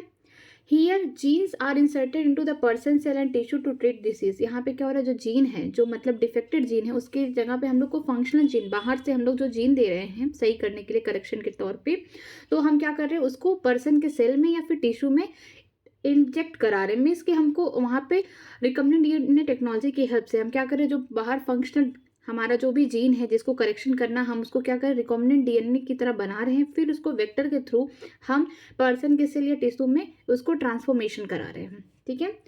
Correction of genetic defect involves the delivery of a normal gene into the individual or the embryo to take over the function of the compensate from the non-functional gene, ठीक है। जो करेक्शंस हो रही है जेनेटिक डिफेक्ट, या फिर हम ये बोल सकते हैं जेनेटिक डिसऑर्डर्स जो हैं उनको अगर हमें करेक्ट करना जीन के लेवल पे, तो हम लोग क्या कर रहे हैं, यहाँ पे हम लोग बाहर से नॉर्मल जीन दे रहे हैं, मीन्स कि पहले से कोई पर्सन, उसको अगर कोई बीमारी है सपोज करिए, तो क्या होगा, तो उसमें जो जीन होगा वो डिफेक्टेड है, ठीक, तो हम उसको बाहर से नॉर्मल जीन उसकी बॉडी में उस पर्सन को दे रहे हैं, या तो एम्ब्रियोनिक स्टेज में दे रहे हैं, या तो फिर वो जब एडल्ट हो जा रहा बाद में आइडेंटिफाई हो रहा है कि इसको ये प्रॉब्लम है, तब हम उसको दे रहे हैं, ताकि जो नॉन फंक्शनल जीन है, मिस या बोल सकते डिफेक्टेड जीन है, उसको हटा सके, ठीक है। आगे देखते हैं। The first clinical gene therapy was given in 1992 4-year-old girl with the adenosine deaminase deficiency. पहली बार क्लिनिकल जीन थेरेपी कब हुई थी, 1990 में हुई थी, मिस 1990 में हुई थी। किसको दिया गया था, एक छोटी सी 4 साल की बच्ची थी जिसको क्या प्रॉब्लम था, एडीए डिफिशियंसी थी, मीन्स कि एक ऐसा जीन है जो एंजाइम बनाता है, इम्यूनो मीन्स हम बोल सकते हैं इम्यून सिस्टम में प्रॉब्लम था उसके, वो जीन प्रेजेंट ही नहीं था जो एंजाइम बनाता, तो उसकी इम्यूनिटी बहुत वीक थी, तो एडीए वो क्या बोलते हैं, एडेनोसिन डीएमिनेज डिफिशियंसी, ठीक है, इसकी कमी थी, मीन्स इस जीन की इसको प्रॉब्लम थी। आगे देखते हैं। This enzyme is crucial for the immune system to function. ये जो एंजाइम है, मीन्स कि जो ये जीन है एडीए ना, उस छोटी सी लड़की के पास नहीं था, तो उसको बाहर से हम लोग क्या किए, करेक्शन किए जीन थेरेपी की हेल्प से, तो उसको फंक्शनल यही जीन दिया गया ताकि वो एंजाइम बनाए, ताकि उसका जो इम्यून सिस्टम है वो फिर से अच्छे से फंक्शन कर पाए। The disorder is cause due to the deletion of the gene for adenosine deaminase. ये बीमारी उसे क्यों हुई, मीन्स ये डिसऑर्डर क्यों हुआ, ठीक है, इस वजह से हुआ क्योंकि उसके पास ये जीन ही नहीं प्रेजेंट है। कौन, एडेनोसिन डीएमिनेज, जो क्या बनाती है, एंजाइम बनाती, जिसकी वजह से इम्यून सिस्टम काम करता है, ठीक है। In some children AD deficiency can be cure by bone marrow transplantation. कुछ बच्चों में क्या किया गया कि जो एडी की डिफिशियंसी है, मीन्स की वो जो जीन है ना जिसका नाम है एडेनोसिन डीएमिनेज, जिसकी कमी थी, उसको कुछ बच्चों में बोन मैरो ट्रांसप्लांटेशन की वजह से सही किया गया, मीन्स कि उनकी बॉडी में बोन मैरो बाहर से ट्रांसप्लांट किया गया। In other it can be treated by the enzyme replacement therapy. और कुछ बच्चों में, मीन्स दूसरों में जिनमें एडीए डिफिशियंसी थी, उनमें क्या किया गया, एंजाइम रिप्लेसमेंट थेरेपी किया गया। इसमें होता क्या है देखिए, in which the functional ADA is given to the patient by injection. जो एंजाइम रिप्लेसमेंट थेरेपी है ना, जो एडीए जीन है ये तो प्रेजेंट ही नहीं है उस इंसान में जिसको इसकी कमी है, तो हम क्या कर रहे हैं, उसे इंजेक्शन के तौर पर उसको फंक्शनल एडीए दे रहे हैं, ताकि ये जो फंक्शनल एडीए उसकी बॉडी में जाए, वो जीन नहीं प्रेजेंट है तो इससे क्या हो, एंजाइम बने ताकि उसका इम्यून सिस्टम अपना काम करना स्टार्ट कर दे। तो दो मेथड हो गए, पहला क्या है कि हम बोन मैरो का ट्रांसप्लांटेशन करा दें, इससे क्या हो जाए कि क्योर हो जाए कुछ बच्चों में, ठीक है। लेकिन कुछ में क्या किया जा रहा है कि एंजाइम रिप्लेसमेंट थेरेपी की जा रही है, जिसमें फंक्शनल एडीए को इंजेक्शन के तौर पे पेशेंट को दिया जा रहा है। आगे देखते हैं, but the problem with both of this approaches that are not completely curative. Means कि दोनों ही जो मेथड है, या तो हम बोन मैरो ट्रांसप्लांटेशन कर दें या फिर एंजाइम रिप्लेसमेंट थेरेपी कर दें, दोनों ही क्या है, परमानेंट क्योर नहीं करते हैं पेशेंट को। मीन्स कि कहीं ना कहीं फिर उसको बार बार आना ही पड़ता है ये कराने, ठीक है, चाहे बोन मैरो ट्रांसप्लांटेशन कराना हो या फिर उसको बार बार इंजेक्शन लेना आना पड़ेगा फंक्शनल एडीए का। ओके, आगे देखते हैं, as the first step toward the gene therapy. पहली बार जो पहला कदम है जीन थेरेपी की तरफ यहाँ उठाया गया, देखिए क्या होता है, lymphocyte from the blood of the patient are grown in the culture outside the body. ठीक है, जो पेशेंट है उसकी बॉडी से खून निकाला गया। अब खून में से भी क्या निकाला गया, ब्लड में से लिम्फोसाइट्स निकाले गए। लिम्फोसाइट्स क्या है, WBC है, जो कि इम्यूनिटी में हेल्प करते हैं। सब जानते हैं कि जो व्हाइट ब्लड सेल होते हैं वो इम्यूनिटी के लिए ही होते हैं, ठीक है, डिफेंस प्रोवाइड करते हैं बॉडी को। तो क्या होता कि उसका पेशेंट का ब्लड लिया गया, ब्लड सैंपल लिया गया, उसमें से लिम्फोसाइट के सेल निकाल के फिर बाहर कल्चर मीडियम में उसको ग्रो कराया गया, ठीक है। आगे देखते हैं, a functional ADA cDNA using a retroviral vector is then introduce into this lymphocyte which are subsequently return to the patient. हम लोगों ने क्या किया, उसका ब्लड निकाला पेशेंट का, यहाँ पे उसके लिम्फोसाइट को बाहर कल्चर मीडियम में ग्रो कराया, मीन्स बहुत सारे सेल बना लिए लिम्फोसाइट के, ठीक है। फिर हमने क्या किया कि ये जो इस फंक्शनल, यहाँ पे हमने क्या किया, फंक्शनल एडीए इसमें क्या किया, इंजेक्ट करा दिया। अब ऐसे थोड़ी ना करेंगे, हमें वेक्टर की जरूरत पड़ेगी, ठीक है। वेक्टर में हम क्या यूज़ करेंगे, रेट्रोवायरल वेक्टर, मीन्स कि ये एनिमल्स के सेल में हो रहा है तो हम लोग को रेट्रोवायरस वेक्टर यूज़ करना है। तो हम क्या करेंगे, जो रेट्रोवायरस वेक्टर है उसमें अपना जो फंक्शनल एडीए है उसको ऐड करके और फिर हम लोग इसको लिम्फोसाइट में डाल देंगे। मीन्स कि यहाँ पे ट्रांसफॉर्मेशन होगा, वही सब कुछ जो हम लोग पहले पढ़ चुके हैं बायोटेक्नोलॉजी के प्रिंसिपल और प्रोसेस में, वही सारे स्टेप करेंगे। फिर जब ये ढेर सारा ग्रो कर जाएगा तो फिर हम लोग इसे दोबारा से पेशेंट की बॉडी में इसको डाल देंगे। तो अब उसके पास क्या होगा, अब उसके पास फंक्शनल एडीए आ गया, ठीक है, उसके बॉडी में। तो अब वो क्या करेगा, एंजाइम बनाएगा और फिर इसके बाद इम्यून सिस्टम उसका काम करना स्टार्ट कर देगा। आगे देखते हैं, however as these cell are not immortal the patient require periodic infusion of such genetically engineered lymphocyte. इसमें भी प्रॉब्लम है। इसमें प्रॉब्लम ये है कि ये सेल जो है ना अमर नहीं है, मतलब कि इनकी भी डेथ होगी, लिम्फोसाइट की भी डेथ होगी। जब लिम्फोसाइट की डेथ हो जाएगी तो जो हमने बाहर से फंक्शन एडीए दिया है जीन, अब वो काम करना बंद कर देगा। तो फिर से उसको वही प्रॉब्लम, उसी की डिफिशियंसी होना स्टार्ट हो जाएगी। तो फिर उस इंसान को बार बार आके फिर से उसके लिम्फोसाइट निकलेंगे। फिर से हम लोग क्या करेंगे, रिकॉम्बिनेंट वेक्टर के यूज़ करेंगे, रिकॉम्बिनेंट डीएनए बनाएंगे। मीन्स कि हमारा जो एडीए जीन है उसको हम लोग वेक्टर की हेल्प से उसको जोड़ेंगे। फिर उसको हम लोग बायोटेक्नोलॉजी की मदद से मिस ट्रांसफॉर्मेशन करेंगे और इसके बाद फिर से लिम्फोसाइट जो ग्रो किए हैं फिर उसके बॉडी में डाल देंगे। मीन्स उसको ये बार बार ये प्रोसेस करना पड़ेगा, ठीक है। आगे देखते हैं, however if the gene isolated from the marrow cell produce ADA is introduce into the cell at early embryonic stage, it could be permanent cure. अब असली बात बोला है कि अगर किसी को एडीए डिफिशियंसी है ना, तो उसके जो बोन मैरो के सेल हैं एडीए जो बनाते हैं, उन्हीं में हमको क्या करना है, early stage means early embryonic stage में, जब बच्चा अपने माँ के वोम में है, मीन्स फीटस स्टेज में, हम लोग को एम्ब्रियोनिक स्टेज में ही अगर पता चल जाए, अगर हम चेक करा ले कि कोई इसको जेनेटिक डिसऑर्डर तो नहीं है बच्चे को, ठीक है, अगर ऐसा करा लेते, अगर पता चल जाता है, उसी समय हम उसके बोन मैरो में अपना जो फंक्शनल एडीए है उसको डाल देंगे तो ये परमानेंट क्योर हो जाएगा। मीन्स जब बच्चा पैदा होगा उसको फिर एडीए की डिफिशियंसी कभी नहीं होगी। तो इतने सारा उसको ये सब कराना नहीं पड़ेगा। हमने 4 मेथड देखे। पहला ये देखा कि बोन मैरो ट्रांसप्लांटेशन, ठीक है। दूसरा देखा एंजाइम रिप्लेसमेंट थेरेपी, जिसमें इंजेक्शन दिया जा रहा है। मीन्स इंजेक्शन में क्या, वही फंक्शनल एडीए है, एडीए जीन है, ठीक है, दोनों ही क्योर नहीं है। उसके अलावा हमने क्या किया, जेनेटिकली इंजीनियरिंग लिम्फोसाइट भी बनाया। मीन्स कि पेशेंट का हमने क्या किया, ब्लड सैंपल निकाला, लिम्फोसाइट निकाले, उसे कल्चर में ग्रो कराया। उसके अलावा हमने फंक्शनल जो एडीए जीन है उसको रेट्रोवायरस वेक्टर में जोड़ा, मीन्स रिकम्बिनेंट डीएनए बनाया, ठीक है। इसके बाद हमने इसको क्या किया, हमें जो लिम्फोसाइट ग्रो करा रखे हैं कल्चर में, उस पर हमने इसका ट्रांसफॉर्मेशन करा दिया, फिर से यही पेशेंट की बॉडी में डाल दिया। इससे तो कुछ टाइम तक पेशेंट को राहत थी, मीन्स कि उसको एडीए डिफिशियंसी कंप्लीट हो गई, उसकी इम्यूनिटी सब कुछ सही था। लेकिन ये जो सेल है ना, ये अमर नहीं है, इमॉर्टल नहीं है। इनको फिर से क्या करना पड़ेगा, इनकी डेथ हो जाएगी तो इनको फिर से क्या, पेशेंट को फिर से क्या करना पड़ेगा, फिर से यही प्रोसेस करना पड़ेगा। मीन्स उसको फिर से जेनेटिकली इंजीनियरिंग लिम्फोसाइट बनाना पड़ेगा। मीन्स के फिर से आके हॉस्पिटल में ब्लड सैंपल देना पड़ेगा, फिर से उसके लिम्फोसाइट को हम लोग बाहर से एडीए जो जीन है उसको हम लोग देंगे रिकॉम्बिनेंट टेक्नोलॉजी की हेल्प से। मीन्स कि हम उसका रिकॉम्बिनेंट डीएनए बनाएंगे, इसके बाद वेक्टर की हेल्प से उसको ट्रांसफर करें। मीन्स बार बार इसको करना पड़ेगा। लेकिन अगर कोई मदर प्रेग्नेंट है और उसके बच्चे में ये प्रॉब्लम है, एडीए डिफिशियंसी है, अगर उसका ये पता चल जा रहा है एम्ब्रियोनिक स्टेज में, तो इस समय क्या करेंगे, हम फंक्शनल एडीए जो है हम दे देंगे, ठीक है। बोन मैरो के सेल में जो बनाता है वहाँ पे उसका क्या हो जाएगा, परमानेंट क्योर हो जाएगा, ठीक है। आगे चलते हैं, मॉलिकुलर डायग्नोसिस, ठीक है। हम लोग कैसे, मॉलिकुलर डायग्नोसिस का मतलब किसी बीमारी को हम कैसे डायग्नोसिस करते हैं, ठीक है। You know that for effective treatment of disease, early diagnosis and understanding is pathophysiology is very important. अगर किसी बीमारी को हमें पूरी तरीके से ठीक करना है तो हम क्या करते हैं, डायग्नोसिस जांच करते हैं, ठीक है, पहले से ही। फिर हम जानते हैं कि जो पैथोजन है उसकी कैसी फिजियोलॉजी है, कैसे सर्वाइव करता है, क्या उसका पैटर्न है, किस तरीके से बीमारी कॉज करता है, कैसे रिप्रोडक्शन रेट उसका क्या है, सब कुछ स्टडी किया जाता है, ठीक है। और कितने टाइम में हम इस बीमारी को सही भी कर सकते हैं, ये सब देखा जाता है, ठीक है। Using conventional method of diagnosis, serum and urine analysis etcetera, early detection is not possible, ठीक है। पहले के टाइम पे क्या हो रहा था कि हम लोग कन्वेंशनल मेथड यूज़ करते थे। अगर किसी को बीमारी है तो हम लोग सीरम निकाल लेते थे, ठीक है, ब्लड से, या फिर हम क्या करते थे, यूरिन एनालिसिस करते थे, ठीक है, यूरिन का चेक करते थे। इससे क्या होता था कि अर्ली डिटेक्शन नहीं हो पाता था। अगर कोई बीमारी है तो ये शुरुआत में नहीं पता कर पाते थे इससे, ठीक है। Recombinant DNA technology, PCR, polymerase chain reaction, and ELISA, enzyme link immunosorbent assay are some of the techniques that serve as the purpose of early diagnosis, ठीक है। 3 ऐसे मेथड है जिससे हम लोग किसी बीमारी को बहुत पहले ही जान जाएंगे। मीन्स थोड़ा सा अगर मान लीजिए डाउट हुआ कि ये प्रॉब्लम है, तो अगर हम लोग रिकॉम्बिनेंट डीएनए टेक्नोलॉजी की हेल्प ले ले, या फिर पीसीआर की हेल्प ले ले, या एलिजा की हेल्प ले ले, तो इससे हमें अर्ली डायग्नोसिस हम पता कर सकते हैं कि किस वजह से बीमारी हो रही, कौन इसका पैथोजन है, कैसे इसको ठीक किया जा सकता है, ठीक है।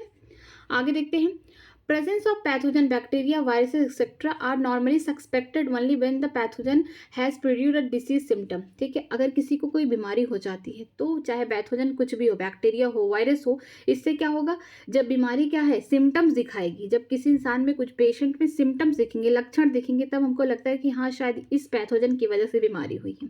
मीन्स कि किसी को बीमारी हो जाता है, इन्फेक्शन हो जाता है पैथोजन की वजह से, जब हमको सिम्टम्स दिखते हैं तब हमें लगता है कि वो उसको डिसीज हो चुका है। By this time the concentration of pathogen is already very high in the body। जब हमें सिम्टम्स दिखते हैं ना, हमें तब सिम्टम्स दिखते हैं जब पैथोजन अपने आप को खूब रिप्रोड्यूस करके उसका हम नहीं बोल सकते अपनी पॉपुलेशन बना लिया है, जिसकी बॉडी में कोई इन्फेक्शन कर दे, चाहे वायरस चाहे बैक्टीरिया। तो जब सिम्टम्स हमें तब दिखेंगे जब उनका कंसंट्रेशन ज़्यादा होगा, मीन्स कि वो ज़्यादा मात्रा में प्रेजेंट होंगे, ठीक है। आगे देखते हैं, however very low concentration of bacteria और viruses at the time when symptom of the disease are not visible and can be detected by amplification of the nucleic acid by PCR.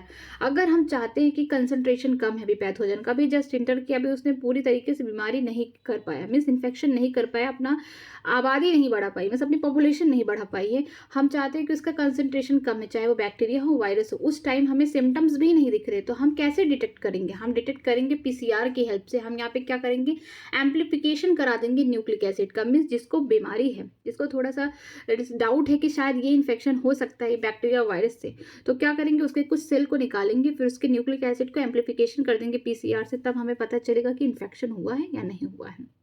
आगे देखते हैं, can you explain how PCR can detect very low amount of DNA. क्या आप बता सकते हैं कि PCR जो है, पॉलीमेरेज चेन रिएक्शन, ये किस तरीके से जब बहुत लो अमाउंट में डीएनए होगा तो उसको कर सकता है, एम्प्लीफिकेशन करके। हमने देखा था पीसीआर सिस्टम में क्या हो रहा था, 3 हो रहे थे, हमने ट्रिक भी बताया था DAY का, डे से DAE हम इसको, यहाँ पे डीनेचर हो रहा है, एनेलिंग एक्सटेंशन। मीन्स कि यहाँ पे हम लोग क्या कर रहे हैं कि 30 साइकिल में 1 बिलियन हम लोग क्या बना रहे थे, डीएनए बना रहे थे। मीन्स कि हम डीएनए को तोड़ के उससे कई सारे उसके डीएनए रेप्लिकेट कर रहे हैं। तो हम इसकी हेल्प से देख सकते हैं कि अगर थोड़ा ही एक ही डीएनए अगर हमें मिल जाएगा तो हम पीसीआर की हेल्प से हम पता नहीं कितने बिलियंस डीएनए बना सकते हैं। ठीक है, PCR is now routinely used to detect the HIV in suspected AIDS patient। जो PCR है इस समय बहुत यूज़ किया जा रहा है, मिस पॉलीमेरेज चेन रिएक्शन का बहुत ज़्यादा इस्तेमाल किया जा रहा है जिनको HIV है। मिस HIV की जैसे संभावना है कि शायद हो गया है, तो उनको पता करने के लिए उन पेशेंट में कि HIV है या नहीं है।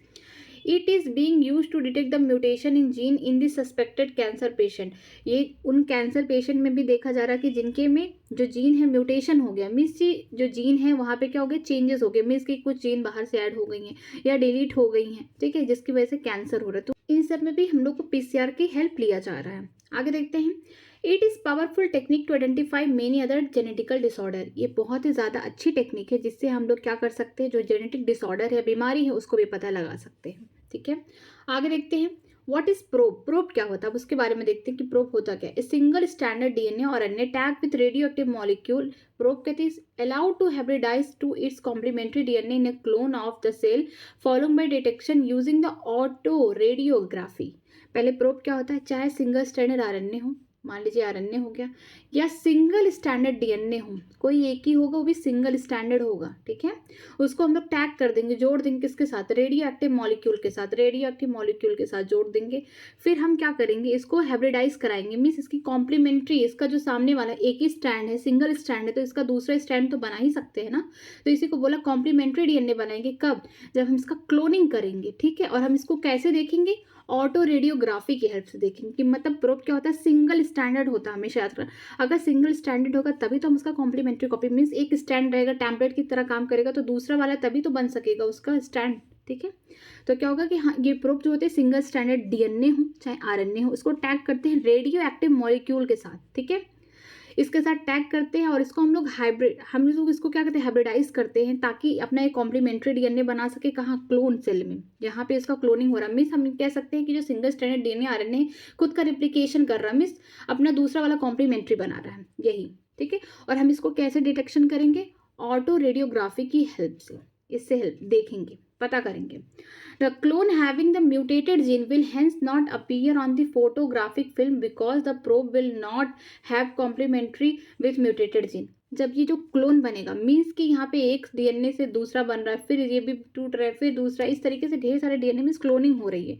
ठीक है, अगर क्लोन के पास कोई म्यूटेटेड जीन है, मीन्स जिसमें बीमारी है, या फिर बोल सकते हैं उसके बेस पे डिलीट है, या फिर बहुत एडेड है, ठीक है, म्यूटेड है, मीन्स वहाँ पे चेंजेस है अगर उसके जीन में, तो हम उसको कैसे पता कर सकते हैं कि जो म्यूटेटेड जीन होगा ना, वो फोटो फिल्म, जो फोटोग्राफिक फिल्म है ना, उस पर अपीयर ही नहीं होगा। वो क्यों नहीं अपीयर होगा, क्योंकि जो प्रोब होगा, ऐसा प्रोब होगा जिसमें मान लीजिए यहाँ पे डिफेक्टेड जीन है, तो ये अपने कॉम्प्लीमेंट्री क्या है, बना ही नहीं पाएगा, किसके साथ, म्यूटेटेड जीन के साथ। ठीक है, अगर उसमें कोई, हम बोल सकते हैं अगर वो प्रोब के पास अगर कोई ऐसा जीन है जो कि क्या कर रहा है, म्यूटेटेड है या फिर बीमारी कॉज कर रहा है, तो क्या करेगा, वो अपनी कॉम्प्लीमेंट्री जीन ही नहीं बना पाएगा।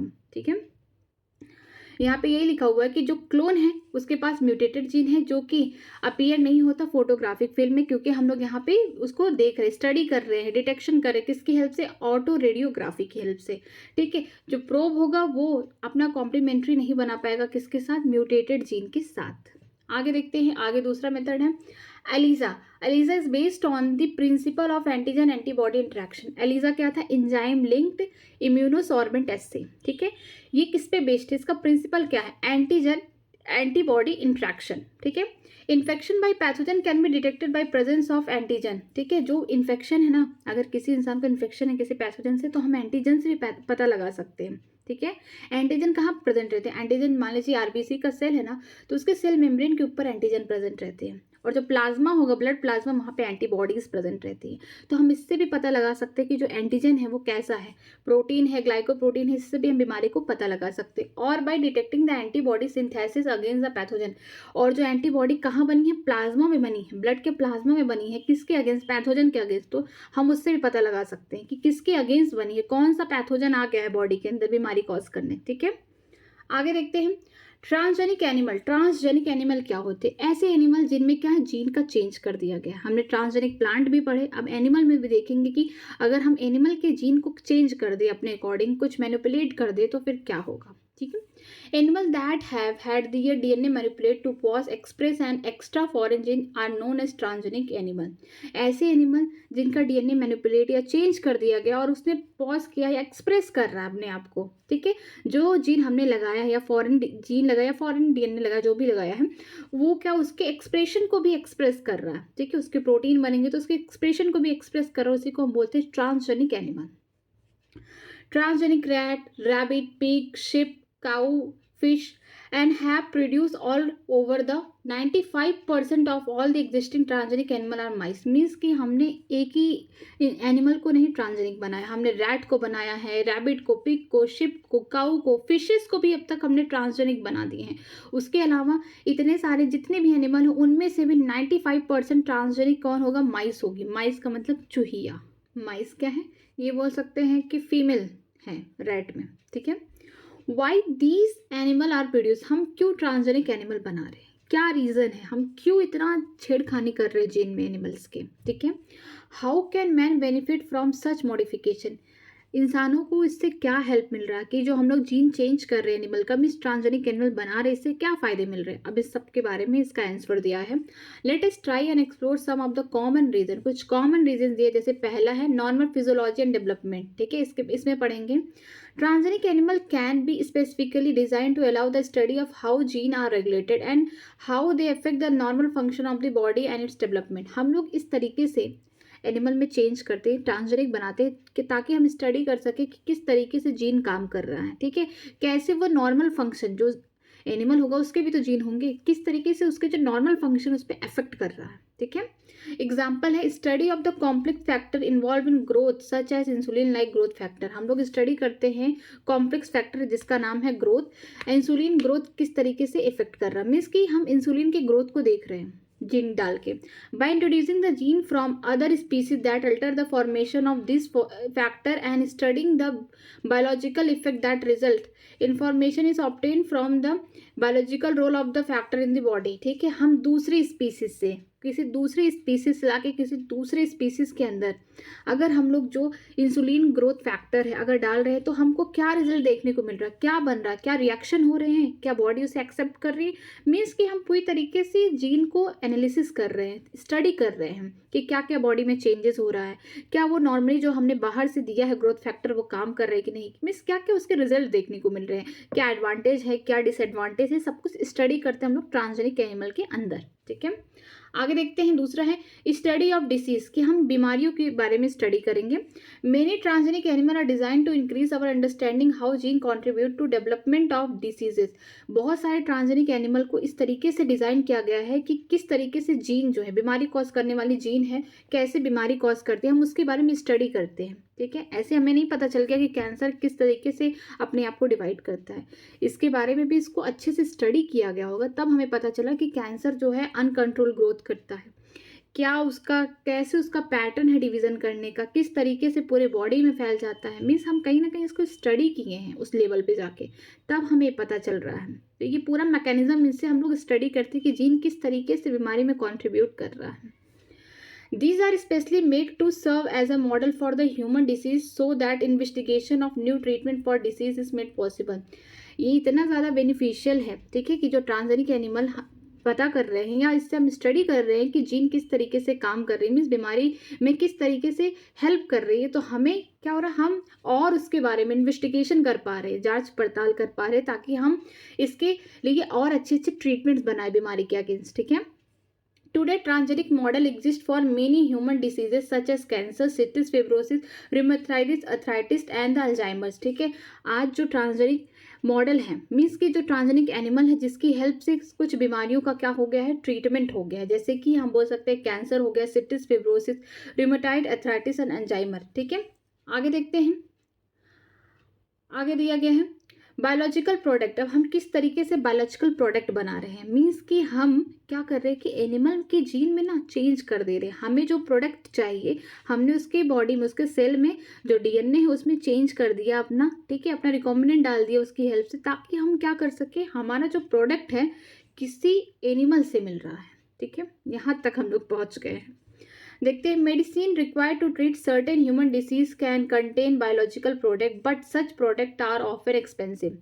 जो मेडिसिन है कुछ बीमारियों के लिए बहुत ज़्यादा महंगी है। ठीक है, बायोलॉजिकल प्रोडक्ट बहुत महंगा मिलता है दवाइयाँ, तो इसीलिए हमने क्या किया कि ट्रांसजेनिक एनिमल बना लिया कि जो हमारा प्रोडक्ट है वो हमें अपने एनिमल से मिल जाए, तो हमारा ज़्यादा खर्चा भी नहीं लगेगा। हमने तो उसके अंदर ऐसा चेंज कर दिया है कि वो जब प्रोडक्ट अपना दे रही है तो उसमें हमारा जो प्रोडक्ट है जो हमें चाहिए वो भी हमें मिल रहा है। अभी देखिए इसका एग्जाम्पल दिया है आगे। Transgenic animal that produce useful biological product can be created by introduction of the portion of DNA और gene which coded for particular product. ठीक है, जो ट्रांसजेनिक एनिमल होगा, ठीक है, जो बायोलॉजिकल प्रोडक्ट दे रहा है, हमने क्या किया है, अपना डीएनए या फिर अपना जीन उसके बॉडी में डाल दिया, मीन्स उसके सेल में डाल दिया कि जो हमें अपना डिजायरेबल प्रोडक्ट चाहिए वो उसके प्रोडक्ट से हमें मिले। मीन्स वो अपना जो प्रोडक्ट देगा ना उसमें हमारा भी छिपा है, मीन्स हम इतने लालची हो चुके हैं।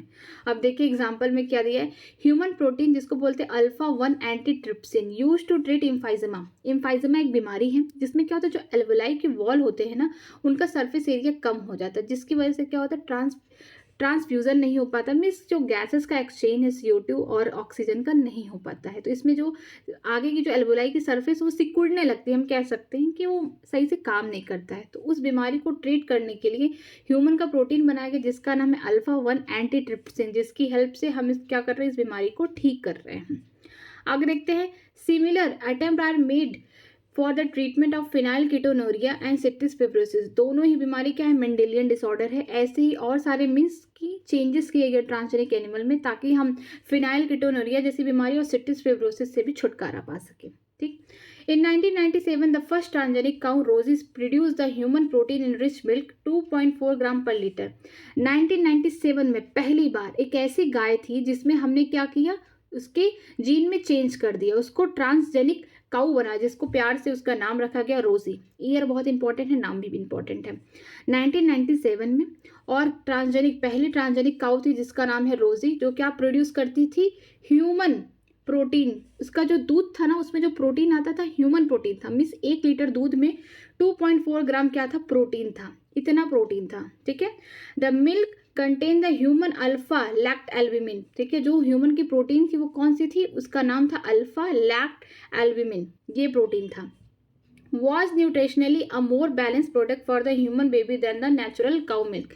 ठीक है, ये जो इंसान है, इंसान के जो बच्चे हैं उनके लिए क्या है, ये उनका दूध जो रोजी है या फिर बोल सकते हैं ट्रांसजेनिक काऊ है, इनका दूध इतना ज़्यादा न्यूट्रिशनल अच्छा है ताकि जो नेचुरल काऊ, जो नॉर्मल काऊ है उससे कई गुना ज़्यादा न्यूट्रिशन कहाँ पाए जा रहे हैं, बोल सकते हैं कि जो ह्यूमन का प्रोटीन है अल्फा लैक्ट एल्ब्यूमिन, ये पाया जा रहा है ट्रांसजेनिक काऊ में। ठीक है, आगे देखते हैं वैक्सीन सेफ्टी। अब जो वैक्सीन्स बन रही हैं, ऐसा तो है नहीं कि वैक्सीन्स बना के तुरंत हम लोग मार्केट में ला रहे, तुरंत हम उसे ह्यूमन कंज्यूम कर रहे हैं, ऐसा नहीं होता। उसका भी बहुत ज़्यादा चेकअप होता है कि कहीं इसकी वजह से किसी पेशेंट को मतलब साइड इफेक्ट तो नहीं है।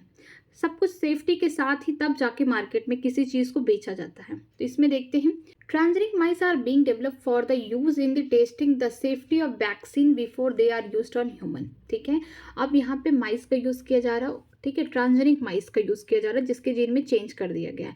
कोई भी वैक्सीन बन रही है अगर ह्यूमन के लिए तो सबसे पहले चेक किसके ऊपर होगा, ये जो माइस है इनके ऊपर होगा। मान लीजिए वैक्सीन नहीं सही है तो बेचारी माइस की डेथ हो जाएगी। अगर मान लीजिए वैक्सीन सही है, सुटेबल है, आगे चेक के लिए, ठीक है। आगे हम इसको और फिर फर्दर चेक कराएंगे, तब जाके ह्यूमन के कंजप्शन के लिए मार्केट में इसको बेचेंगे। तो क्या होगा, यहाँ पे हम स्टडी करेंगे, हम देखेंगे कि किस तरीके से ये काम कर रहा है, ठीक है। वैक्सीन को भी चेक करते हैं बार बार। Transgenic mice are being used to test the safety of the polio vaccine. जो पोलियो की वैक्सीन है उसकी भी टेस्टिंग किसके थ्रू की जाती है, ट्रांसजेनिक माइस के थ्रू की जाती है। मीन्स कि जो वैक्सीन आ रही है पोलियो की ना, तो उनसे पहले उसका जो ट्रायल होता है, या बोल सकते हैं उसका चेक किया जाता है, किसके ऊपर, ट्रांसजेनिक माइस के ऊपर चेक किया जाता है, उनको लगा के चेक किया जाता है। If successful and found to be reliable, they could be replace the use of monkeys to test the safety of patches of vaccine। अगर ट्रांसजेनिक माइस के ऊपर सही, सब कुछ सही रहा, इसके बाद फिर ये जो वैक्सीन बनी हुई है इसको फिर मंकीज के ऊपर चेक किया जाता है। अगर उनके ऊपर भी सक्सेसफुल रहा तब जाके इसको, इस वैक्सीन को बाहर मार्केट में बेचते हैं। मीन्स कि यहाँ पे क्या करते हैं, हम ट्रायल ले रहे हैं कि कोई डिसऑर्डर तो देखने को नहीं मिल रहा है, कोई प्रॉब्लम तो नहीं हो रही है, तो हम यहाँ पे ट्रायल ले रहे हैं कि जो हमने दवाई बनाई है ये सही है कि नहीं है, ठीक। आगे देखते हैं केमिकल सेफ्टी टेस्टिंग। हम जो केमिकल्स बनाते हैं इसकी सेफ्टी टेस्टिंग ले रहे कि ये सही है कि नहीं। This is known as a toxicity and safety testing.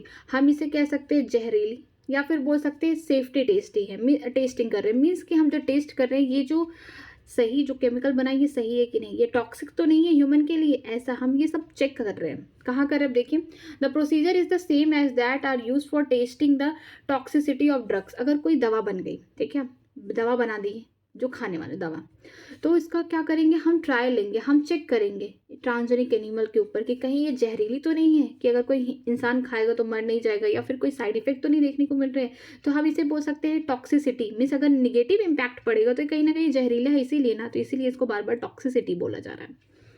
Transgenic animals are made that carry gene which make them more sensitive to the toxic substance than non-transgenic animal।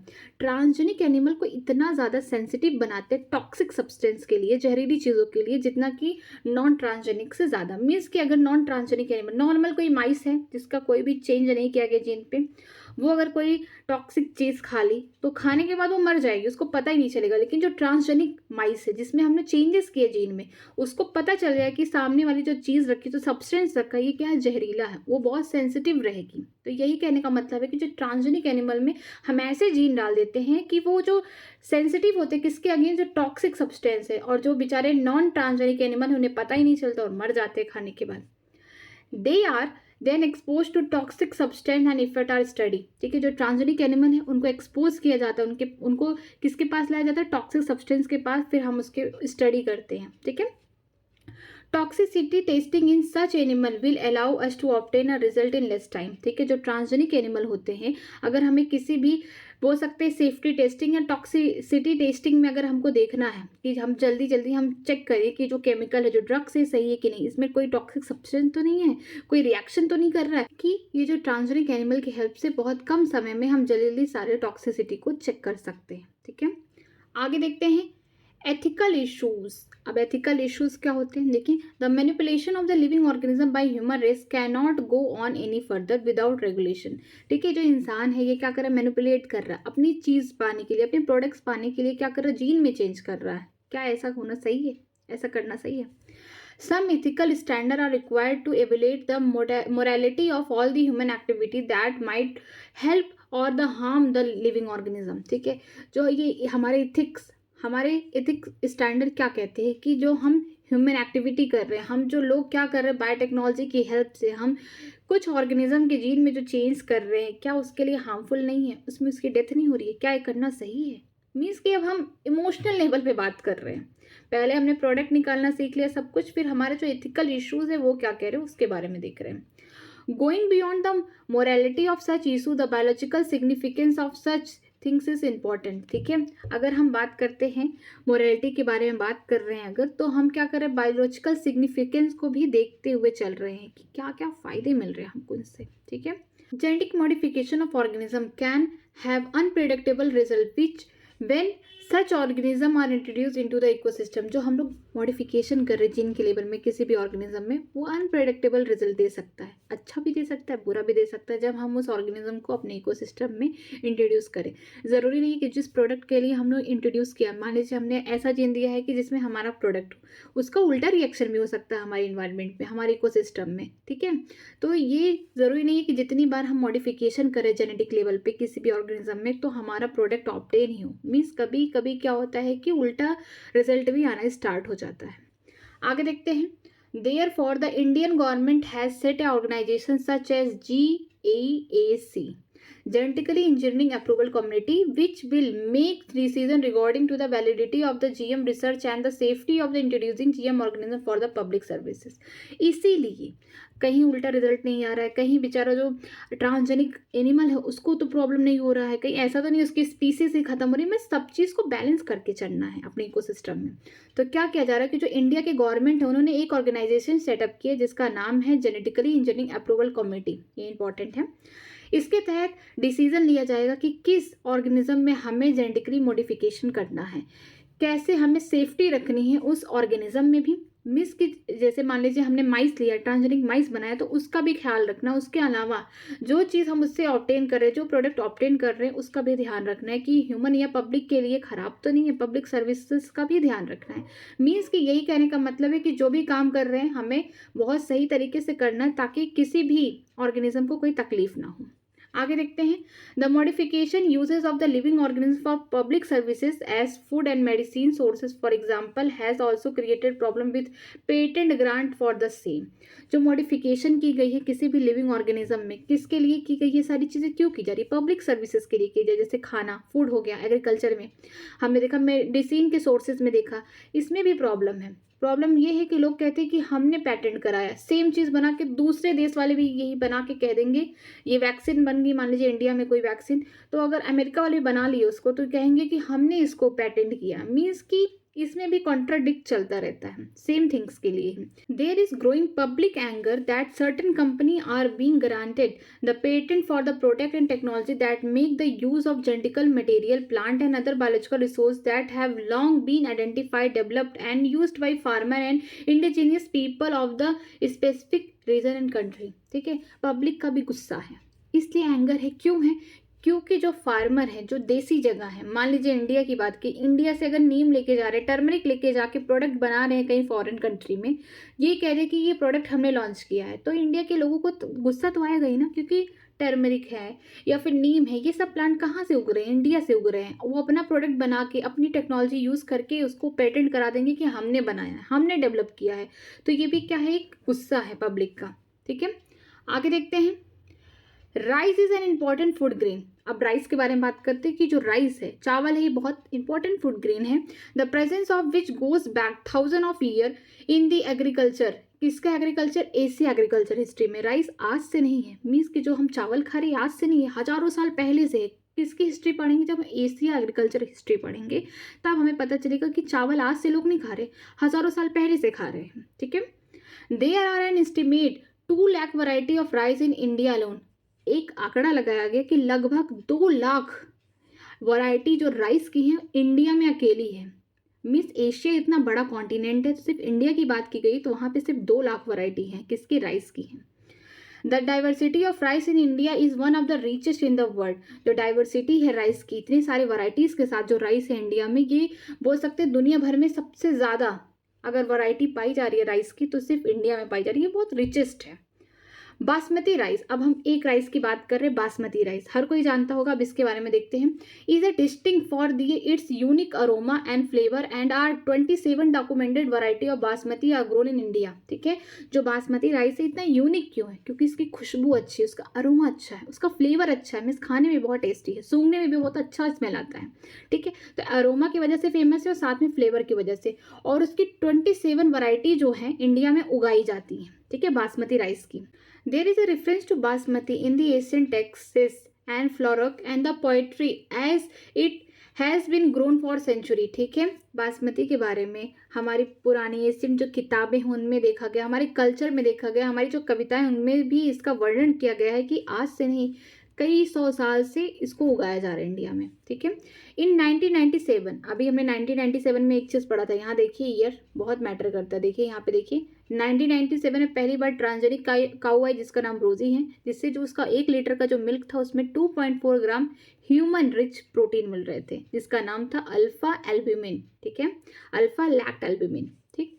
अब यहाँ पे देखिए अब क्या हो रहा है 1997 में, यहाँ देखिए इन 1997, ठीक, the American company got patent right on the basmati rice through the US patent and the trademark office. जो अमेरिका की कंपनी थी उसने क्या पा लिया, पेटेंट पा लिया। कैसे पाया, किससे, बासमती राइस के लिए पेटेंट पा गया, किससे, यूएस पेटेंट से और ट्रेडमार्क ऑफिस से उसको पेटेंट मिला। क्या मिला, this allow the company to sell new variety of basmati. ऐसे कोई प्रोडक्ट मार्केट में नहीं बेच सकते हैं, हमें पेटेंट हमें लिखवाना पड़ता है कि ये जो इन्वेंशन हुआ, ये जो डिस्कवरी हुई हमारे द्वारा हुई है।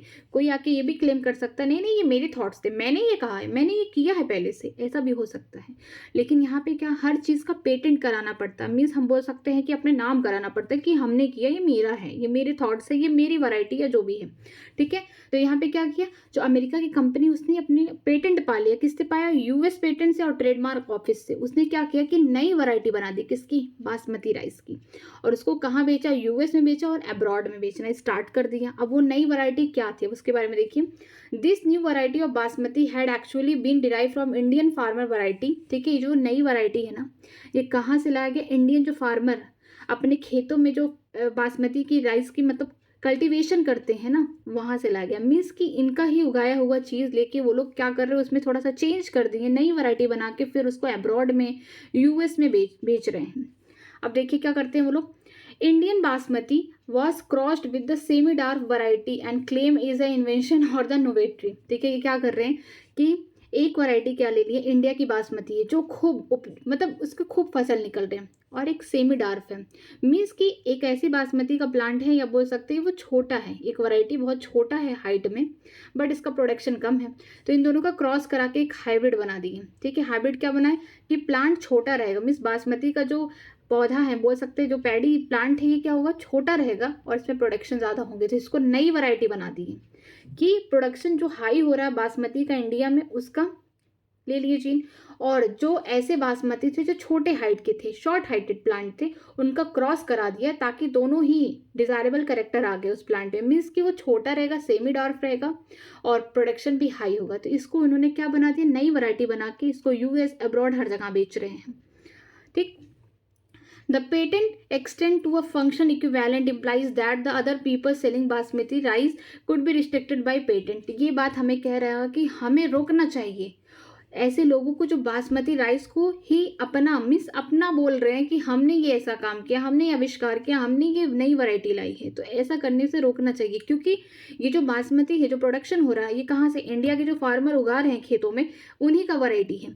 उसका क्रॉस करा दिया ऐसे बासमती से जो प्रोडक्शन कम दे रहा होगा बट शॉर्ट हाइटेड है, उससे करा के नया एक हाइब्रिड बना दिया और उसको बेच रहे कि हमने एक ऐसा काम किया है, ठीक है। तो ये सबको रोकना चाहिए।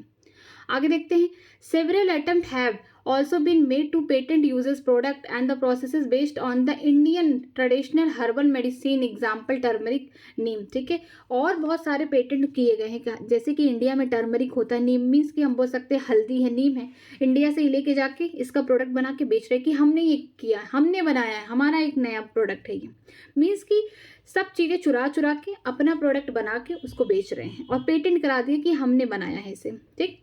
If we are not vigilant and we do not immediately counter these patent application, other country individual may encroach on our rich legacy and we may not able to do anything। अगर हम उन्हें रोके नहीं जो ये सब काम कर रहे हैं, तो हमारे जो कंट्री में इतना हमारा कंट्री है, इतने सारे बायोडाइवर्सिटी है, इसको चुरा चुरा के लेके जाएंगे और अपना बना लेंगे और हम कुछ कर भी नहीं पाएंगे, ठीक है। तो हमें इनको रोकना है कि हमारी ही वैरायटी लेके जाके तुम अपना कुछ थोड़ा सा नया चेंज कर दे रहे हो, उसमें मॉडिफिकेशन करके तुम बेच रहे हो और तुम ये कह रहे हो हमने बनाया है। तो हमें इन सब चीज़ों को रोकना पड़ेगा, ठीक है। आगे देखते हैं, बायोप्रेसी। अब बायोप्रेसी क्या होता है, बायो का मतलब बायो रिसोर्सेस हो गए, ठीक है, प्रेसी का मतलब चोरी। अब यहाँ पे चोरी भी होता है इन सब चीज़ों में, देखिए कैसे।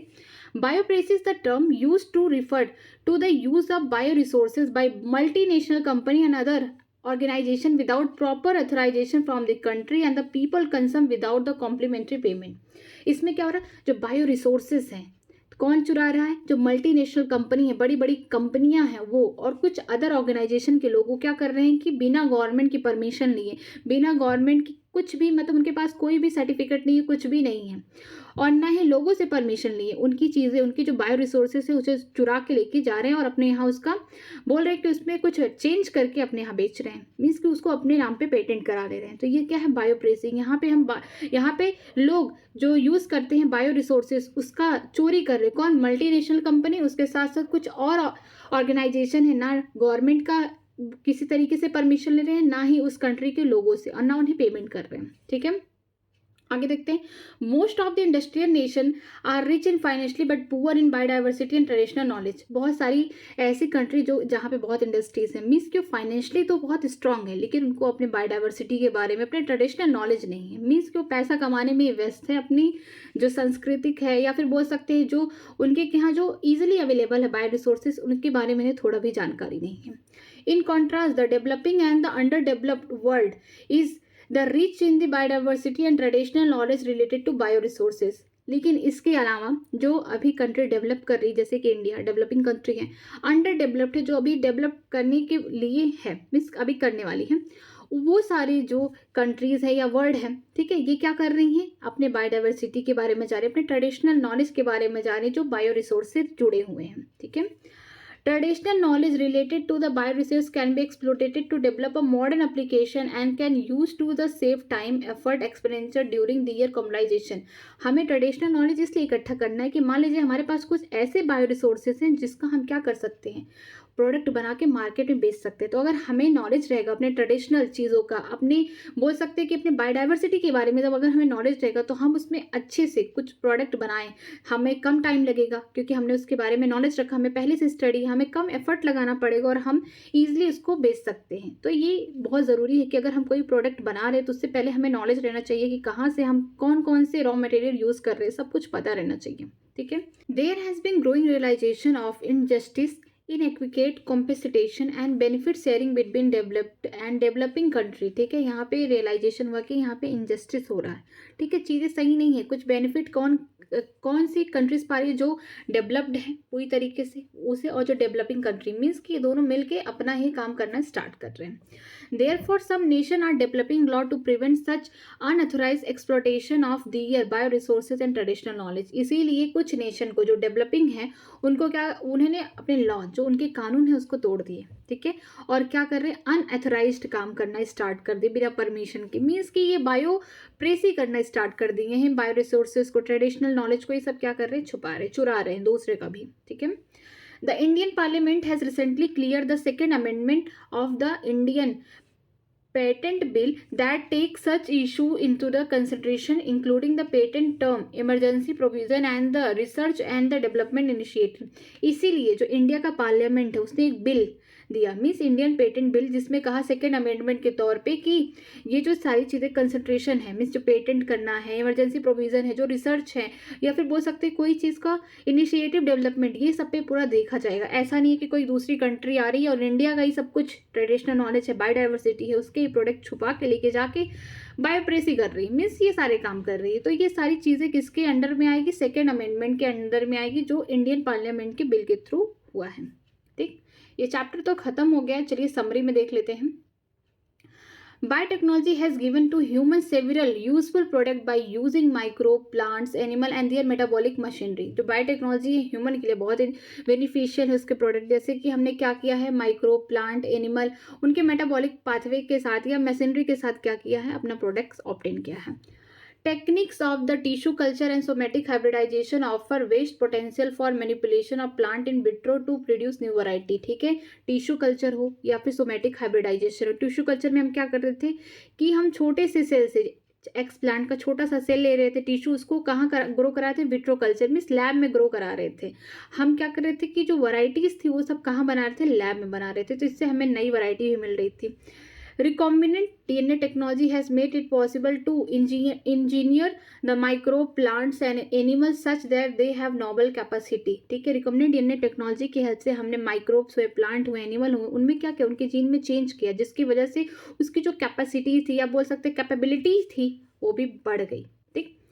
Genetically modified organisms have been created by using the method other than the natural method to transfer one or more gene from one organism to another.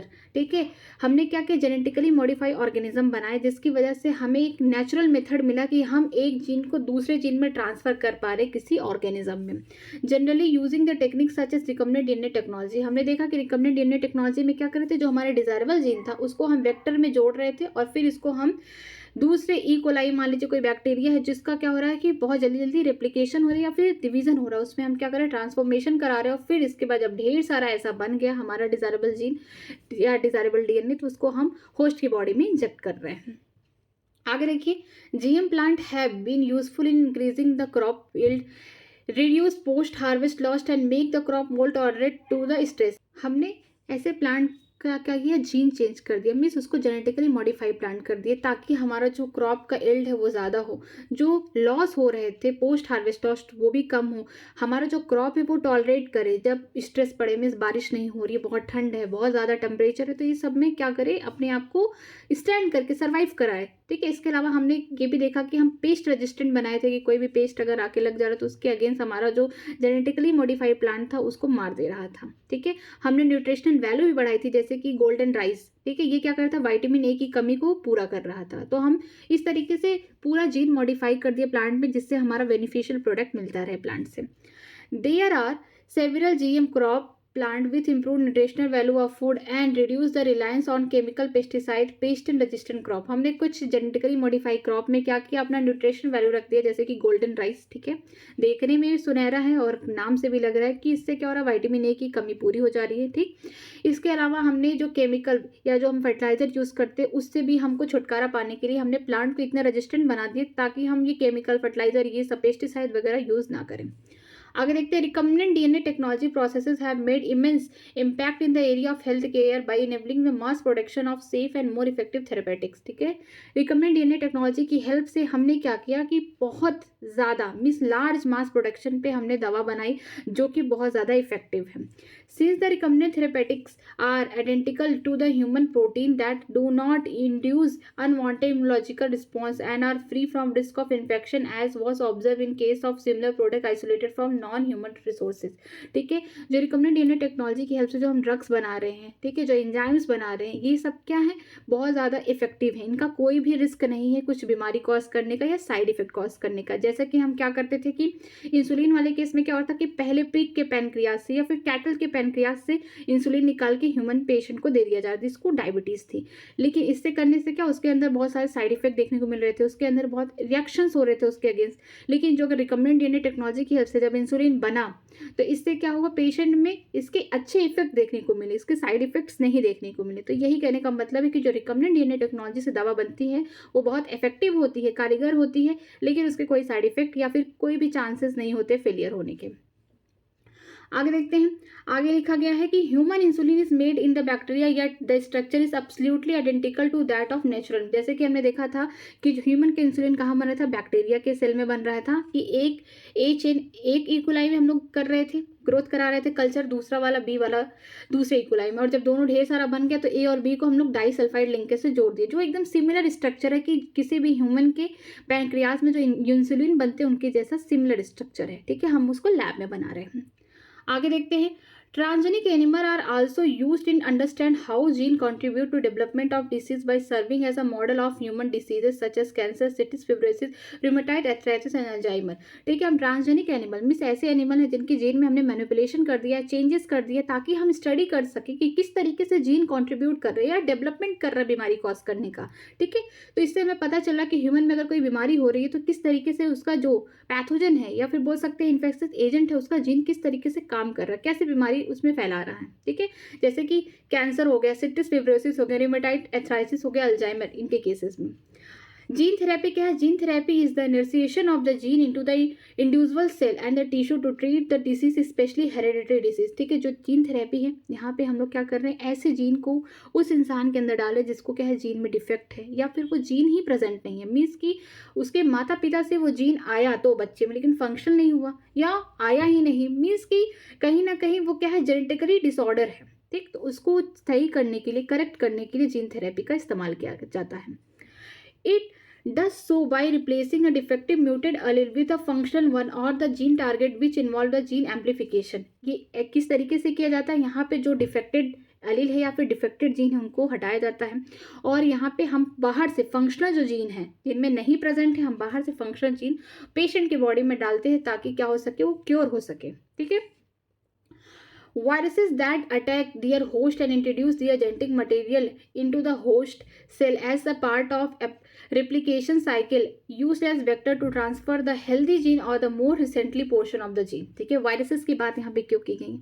अगर किसी इंसान को कॉमन कोल्ड हो जाता है सपोज करिए, तो क्या होता है कि सिम्टम्स दिखना स्टार्ट हो जाते हैं और बेचारा उसको बहुत सारी प्रॉब्लम्स होना स्टार्ट हो जाएगी। ठीक है, तो इससे क्या होगा कि कहीं ना कहीं हमें सिम्टम्स तब दिखते हैं जब क्या होता है, वायरस का जो कंसंट्रेशन है बॉडी में ज़्यादा है। ठीक, वायरस क्या करते हैं, अपने आप को जल्दी जल्दी अपने स्ट्रेन बदलते रहते हैं, जल्दी जल्दी अपने आप को क्या करते हैं, रेप्लिकेट करते रहते हैं। अगर हम इसी वायरस में जो ऐसे जीन प्रेजेंट है जो बीमारी कॉज कर रहे हैं ह्यूमन में, हम उस जीन को हटा दें और अपना डिजायरेबल जीन लगा दें, मैकेनिज्म तो वही होगा कि मान लीजिए किसी ह्यूमन की बॉडी में गया तो वायरस वैसे ही काम कर रहा है, अपने आप को वैसे ही बढ़ा रहा है, बट इस बार वो पैथोजन की तरह काम नहीं कर रहा है, इस बार हमारा डिजायरेबल जीन को बढ़ा रहा है। तो यहाँ पे क्या होगा कि जो वायरसेस जो अटैक करते हैं होस्ट को, चाहे एनिमल हो चाहे प्लांट हो, तो उनमें क्या कर रहे हैं, उसके जेनेटिक मटेरियल में हम उसमें चेंजेस कर रहे हैं। वो जिस तरीके से अपने आप को रेप्लिकेट करता है होस्ट के बॉडी में वैसे ही करेगा, लेकिन इस बार वो क्या करेगा, अपनी बीमारी नहीं कॉज करेगा, इस बार हमारा जो डिजायरेबल जीन है उसको बढ़ाएगा होस्ट के बॉडी में। मीन्स वायरसेस को यूज किस तरीके से कर रहे हैं, वेक्टर के तौर पे कर रहे हैं, ताकि हम अपना जो हेल्दी जीन है या फिर अपना डिजायरेबल जीन उसको हम होस्ट के बॉडी में इंट्रोड्यूस करा सकें। The current interest in manipulation of the microbes, plants and animal has Ryzen serious ethical question. ठीक है, जो अभी करेंटली क्या किया जा रहा है कि मैनिपुलेट किया जा रहा है, किनको किया जा रहा है, माइक्रोब, प्लांट, एनिमल के सेल में, मीन्स वहाँ के जीन में चेंजेस किए जा रहे हैं, अल्टरनेशन किया जा रहा है। ठीक है, ये भी क्या है, सीरियस एथिकल क्वेश्चन है। मीन्स कि ऐसा नहीं है कि जो हमने जेनेटिकली मॉडिफाई माइक्रोब्स में किया है या फिर प्लांट या एनिमल के जो जीन में चेंजेस किए हैं, ये ज़रूरी नहीं है कि बेनिफिशियल ही हो, मीन्स कि इनके जो प्रोडक्ट है वो सही बने। ठीक, कहीं ना कहीं जो ये माइक्रोब्स, ये प्लांट एनिमल है ना, इनकी भी डेथ हो जाती है। तो ये एक इथिकल क्वेश्चन है, कैसा हमें करना चाहिए कि नहीं, हमें मानवता रखनी चाहिए कि नहीं रखनी चाहिए, इतना लालची तो नहीं बनना चाहिए। तो ये सारी चीज़ें एथिकल इश्यूज में होते हैं। ठीक है, आगे देखिए क्वेश्चंस दिए गए हैं। अगर किसी भी लाइन में कहीं भी डाउट हो तो प्लीज़ कमेंट सेक्शन में कमेंट करिएगा, मैं उसका रिप्लाई करूंगी। मैं नई एनसीईआरटी को फॉलो कर रही हूँ, हर एक लाइन को एक्सप्लेन करते हुए चल रही हूँ, साथ में डायग्राम को भी बताती हूँ। ठीक है, तो अगर आपको डाउट होगा तो प्लीज़ कमेंट सेक्शन में कमेंट करिएगा। नई एनसीईआरटी है तो आप अपनी किताब से पढ़िए, नहीं है तो इसका PDF मेरे टेलीग्राम चैनल पर मिल जाएगा। तो मेरा टेलीग्राम चैनल ज्वाइन करने के लिए वीडियो के डिस्क्रिप्शन बॉक्स में लिंक दिया गया, तो आप वहाँ से ज्वाइन कर सकते हैं। अगर वीडियो अच्छी लगी हो तो प्लीज़ लाइक करिएगा, शेयर करिएगा अपने फ्रेंड्स को और चैनल को सब्सक्राइब कर दीजिएगा। आज के लिए इतना ही, थैंक यू वेरी मच।